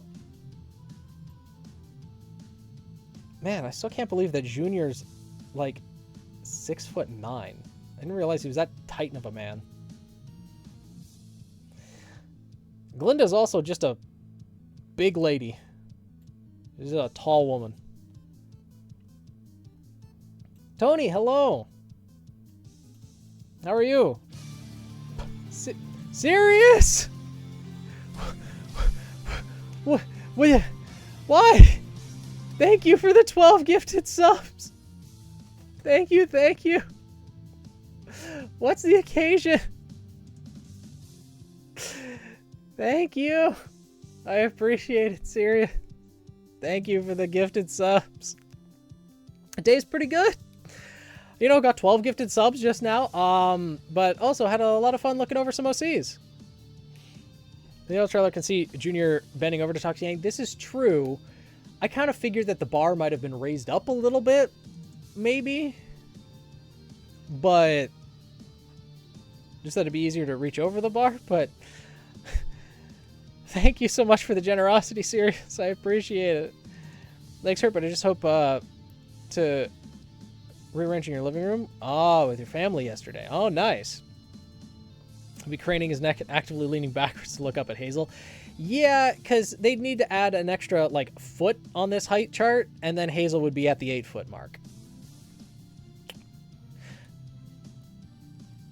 Also, out of curiosity, where would Salem fall on this chart? Do we have a canonical height for Salem?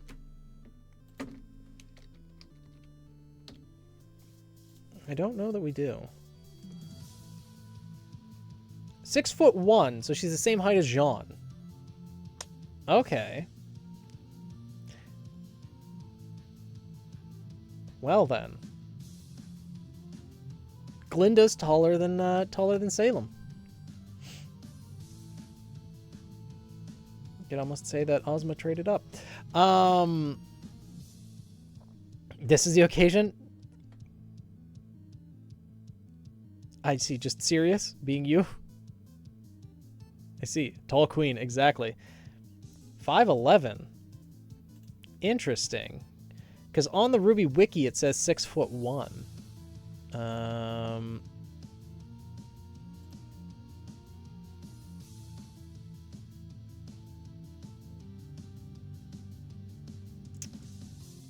Let's see. 300.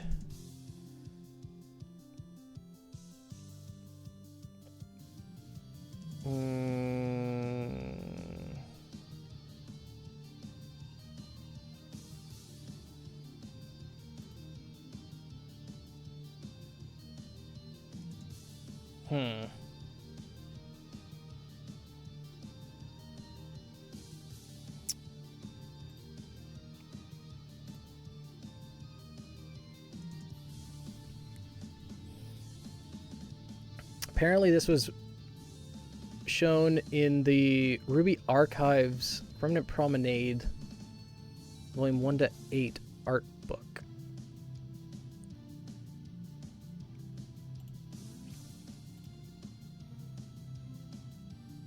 I feel like I heard this existed before.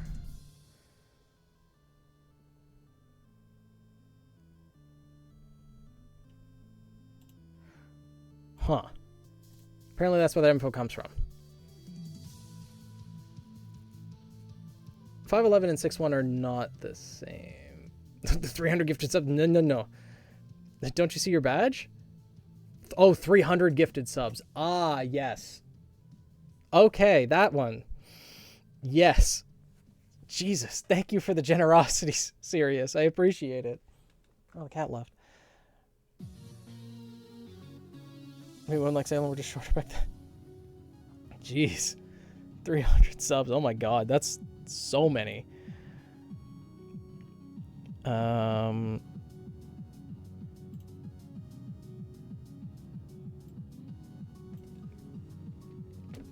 Let's search that. Huh.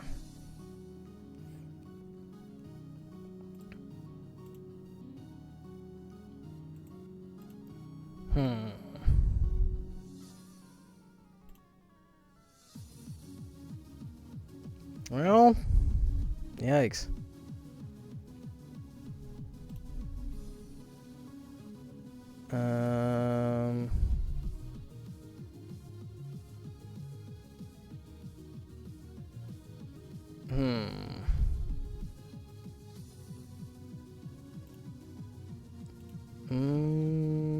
Well, okay then. It's been a year. It's almost a sub a day. Yeah, pretty much. Let's put the fear of God in the bird. There's a more powerful way. No, Chaos. No. Get the train out of here. No. Don't make me end... Well, I should probably end stream, actually. Because it's almost 4:30. Toothed, hello. Back from a Milsim event. Couldn't they told us to miss intentionally? Ah. Well, that sucks. That's no fun. 4 or 5 figures. Chaos, no. Can we get stuff? Roman, no. No. Let's not. Let's not and say we did. How about that? Let's just not. It's good. I appreciate the sentiment. It's not needed. It's great fun. It's 1:20 p.m. for you. You can't tell me no. I can tell you no. I don't have that kind of money. Yeah, it's completely fine. You've already given 300. That's a lot. This insane amount. You're good. You're good. I appreciate it. Yeah, let's just... But I think when will the next character review be? That'll be probably September or October. I think would be the best estimate. But we'll readdress that like the end of August, see what time would be best. We'll see when would work for everyone else. And yeah, 300. You are reading that correctly or hearing that correctly, Tooth. Yeah, Sirius is incredibly generous. What are you doing skulking around in the background? Yes. Haven't really been hiding. This is true. September, work out the kinks of both your characters. Yeah, absolutely. And there'll always be more OC reviews after that, too. So, for right now, I think I'm going to end stream. The cute cat. He shows up every stream, and he's more loved than I am. He's the real star everyone waits for. Some streams he only shows up 2 hours in, but, you know.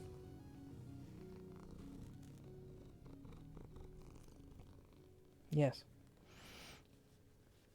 Stretch, huh? Yeet the cat. No, I'm not going to yeet the cat. The cat does not like to be yeeted. Oh.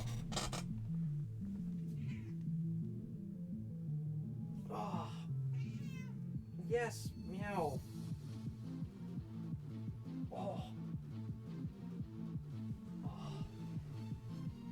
Stretch the back. Oh, pain. Well, okay, what's next? No. The cat is your mascot for your channel? No, that's Sarah. My OC character, Seraphina Vermilion, is the mascot for the channel. The cat's image is actually nowhere on the channel. He's just everywhere on stream. Yeet the bueno. What? Why is everyone being yeeted?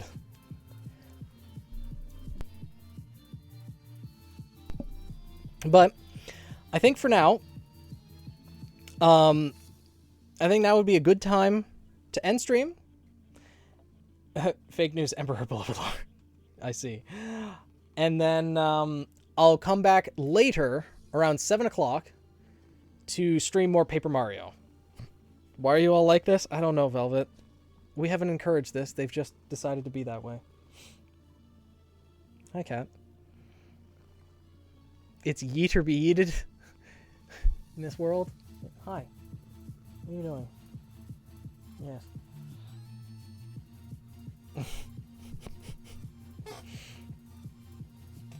This box is filled with unboxed cards? No, these boxes are filled with playmats. The boxes under them, like these white boxes that you can see here, are unboxed cards. So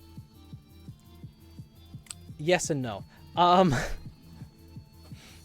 just noticed sword. Yes, there is indeed sword on the wall.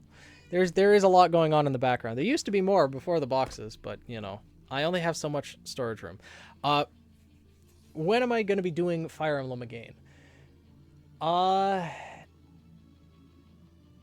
plan currently is to finish up Thousand Year Door, Paper Mario. Then I'm going to replay Legend of Zelda Tears of the Kingdom in the proper order this time, as our overlords at Nintendo intended. And after that, I might either do... Well, we'll readdress when we're finishing up Tears of the Kingdom, but I might go back to Fire Emblem at that point to either do an Iron Man run of Radiant Dawn or to finally play Fire Emblem Engage. Or if there are any other games that are newly being released, I might actually play more Paper Mario at that point. I don't know. We'll see. There's a few options. There's a few options out there for sure.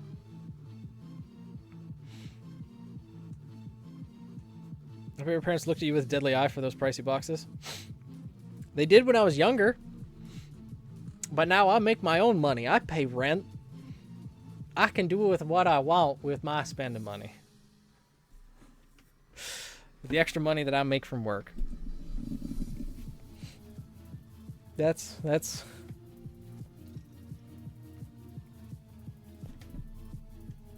Yes, buddy, you're purring very loudly. Throws chaos into the snow? Rude. It drags Roman to the snow. Okay. Break it up, children. So we are paying your rent? Well, I have a full-time job. That's why I tell people, like, I appreciate the generosity of the subs and bits, but I do work full-time. And that's what I use to pay my rent, to buy my boxes, to do other things. So by gifting the subs and everything, I do appreciate the generosity. It means a lot, but you are feeding my hobbies. I was about to say another word that completely doesn't describe what it is. Val, thank you for the bits. Why am I being shushed? That throws $8,000. That would... you'd probably put me into a coma if you did that. Please don't. I like the ability to speak. The term is subsidies. 5-stream streak. Nice, Rail. Cheese to pierce the heavens. Funds are being used for your cardboard collection, are they?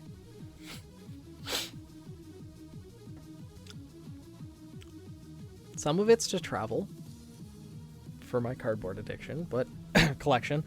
I've been traveling to events that are focused around cardboard. So it's technically something different. Related, but different. Yeah, that's why I see. Are you saying you have the capability to, Roman? That look. Ladies and gentlemen, we got him. You have nothing. There is no video proof or recording of any reactions that you may have seen. Not to mention, if there was, it is all from your preconceived notions of my hobbies. It is not concrete proof by any means. It will not be substantiated in court. And you're wrong.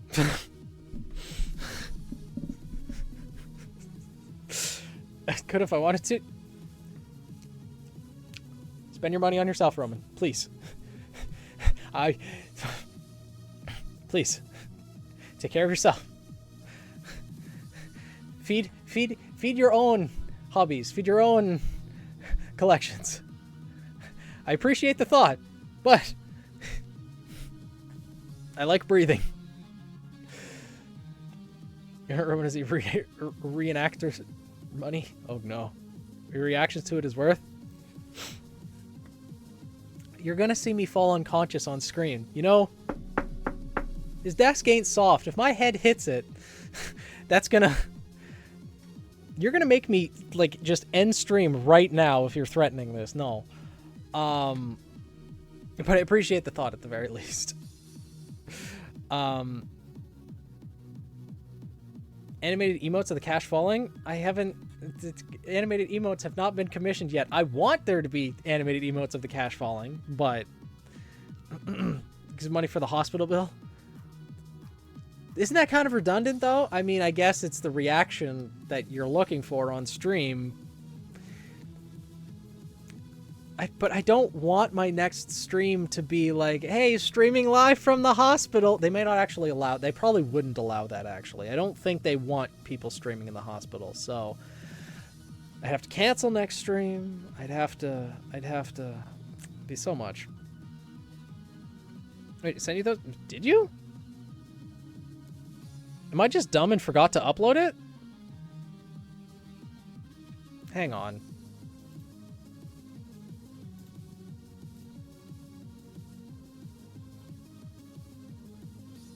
Am I just... I think I'm just dumb.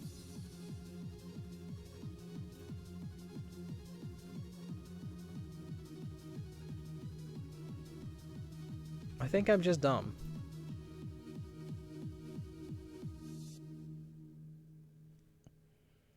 Did I just not upload them?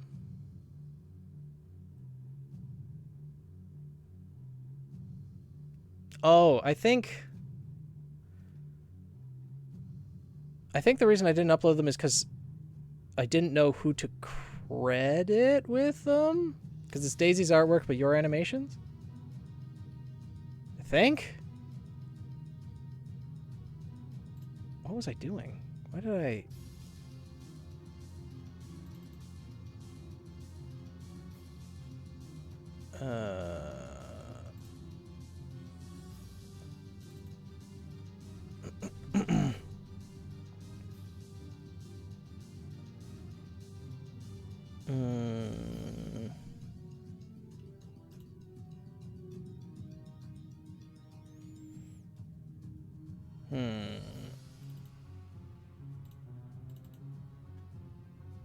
Huh. Let's credit Daisy for the OG stuff. Can't animate without the pixels to work with. Well, yeah, Daisy's credited for the OG ones, but you want her to be credited for the animated ones as well? I forget I had like $2,000 set aside for the con. I wouldn't put that bad of attention to your money. Oh my god. Wow. 10,000 bits of the lowest VTubers have? Oh my god. Which VTubers? Those are rookie bit numbers. We need more. Well, VTubers are a whole other thing entirely. Whole other just world entirely. The levels of money that they're used to, that they get donated, is insane. You see 74 before he even starts the game. Oh god. Twitch only lets you credit one person, and for Daisy, it does only let me credit one person, unfortunately.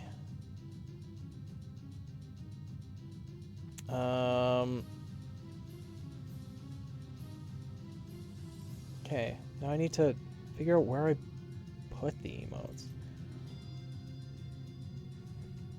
It's probably in my Sarah folder.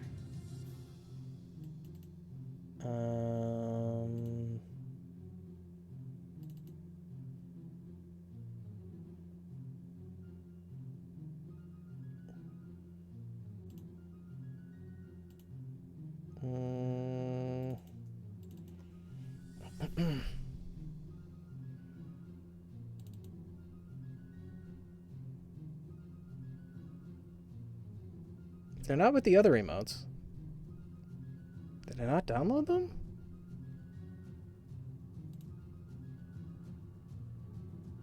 Huh. This is something I'll have to figure out off stream, I guess. This is what you don't want to do, so I don't. When it comes easy enough to... Really? That's crazy. Enough bit donations to build a house. Oh. Need a medic bag? Are you saying you need a medic bag for a money drop? Is that what you're talking about? 74 high streams. Oh god.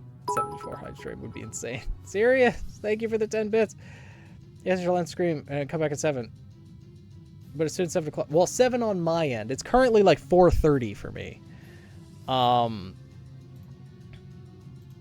So it's Eastern Standard Time. It's Eastern Standard Time.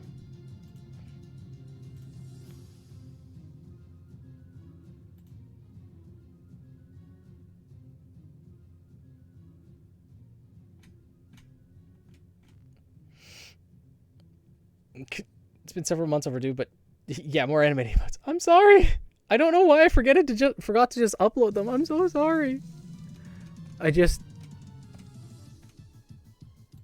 Okay, well.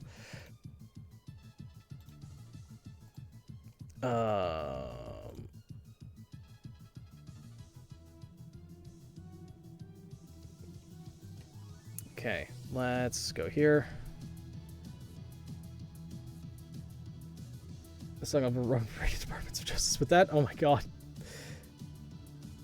Was this GTA? What do you mean the song? The songs playing right now are oh, I did have them downloaded. Oh, okay.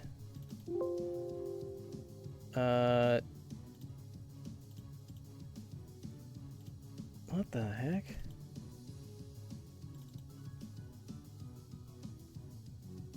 Okay.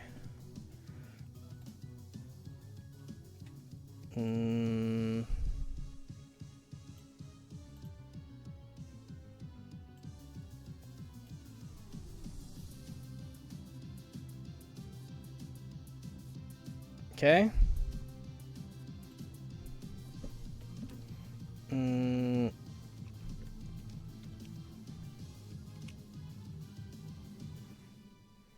Okay.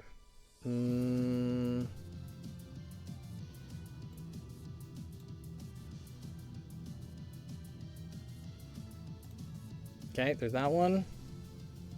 There's this one.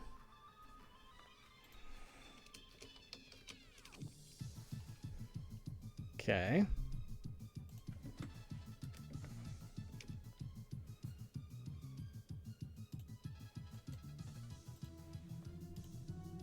Okay. And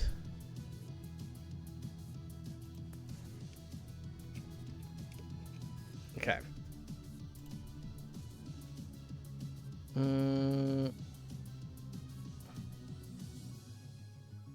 Huh?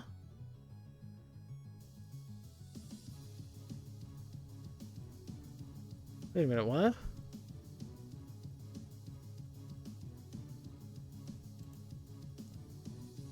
Looking...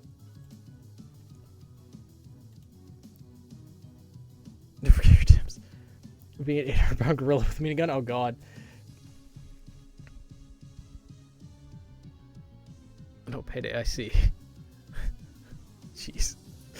I'm just...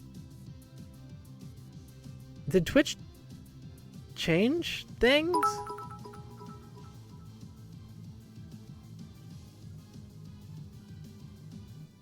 Because for some reason, I have 10 more emote slots.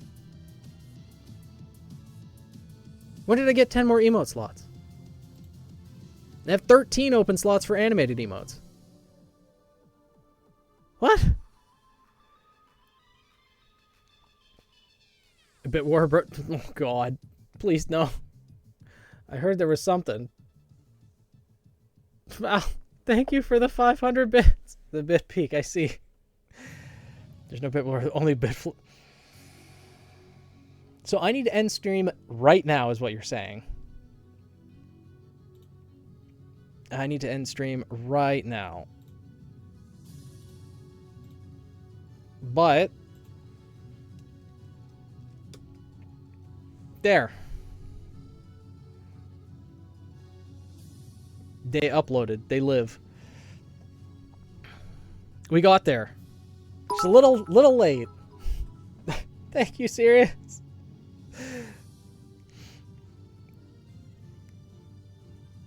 Okay. We got there. We got there.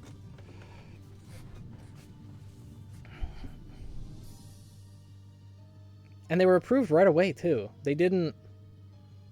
Well, and like one animated emote was always there. Which is... that one. But... yeah. Oh, God. Well, the original money emote was supposed to be locked behind the bit rewards. May our future chats be fully animated.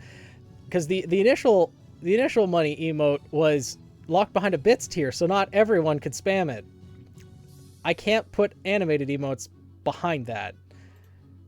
So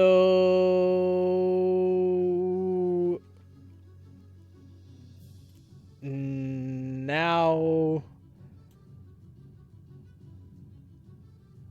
Yup. So, now I guess I'm gonna have to get different bit emotes. Then everyone gets to throw money? Yup. Yup. Everyone gets to make it rain.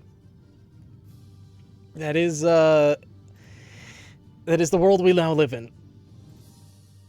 So, well... Okay. I'm gonna have to... Well, now that I've realized I have the knife draw, it's not a knife, it's her weapon. But, yes. So now, this is going to give, very half miss. I mean, almost, yeah. So now I need to... Since these are all publicly, like, available to everyone, there's the stab and the stab animated. There's dead and dead animated. I think it's worthwhile for some of them to have animated versions and non-animated versions. Yeah, I'm gonna... Well, now that I have 10 more regular emote slots and 13 more animated emote slots, I'm gonna have to commission some more emotes. That's something to think about later. For now, though, I think I am gonna go get food. And then I'll be back in just over 2 hours for more Paper Mario 1000-Year Door. Sound good? Listen, chat, not able to see the emotes animated when not viewing Phoenix's chat replay? Are the animated emotes not showing up? 60,000 bits, 300 gifts badge. Yeah, life's good. Yup. Chat has all the powers now. Yup. Chat does. Yeah, it was a good stream. Thank you to everyone who showed their OCs, or who allowed me the privilege of showcasing their OCs, I should say. So, yeah, 7 p.m. my time. So it'll be 2 hours and 18 minutes from now. 2 hours and 17 minutes from now. Yeah, I was happy to, Megas. Thank you for letting me review the bunny boy who needs all the love in the world. You might have to refresh the page. You had to? Okay. Well, then for next stream they'll be live. But yeah, with that being said, if I don't see you guys later tonight, then I hope you enjoy the rest of your weekend. But we will be back in a couple hours for more 1000-Year Door. And yeah, hope you guys enjoy, well, the next couple hours of the rest of your weekend. I'll see you guys later. Bye, everyone. And glad you liked Tom. Yeah. Shuffle your OC, but PG stream. Yeah, yeah. And it is also specifically, I guess, RWBY OC as well. But, oh, wait, no. Yeah, that one artwork. Yes, I know what you're referring to. All right. See you guys in a bit.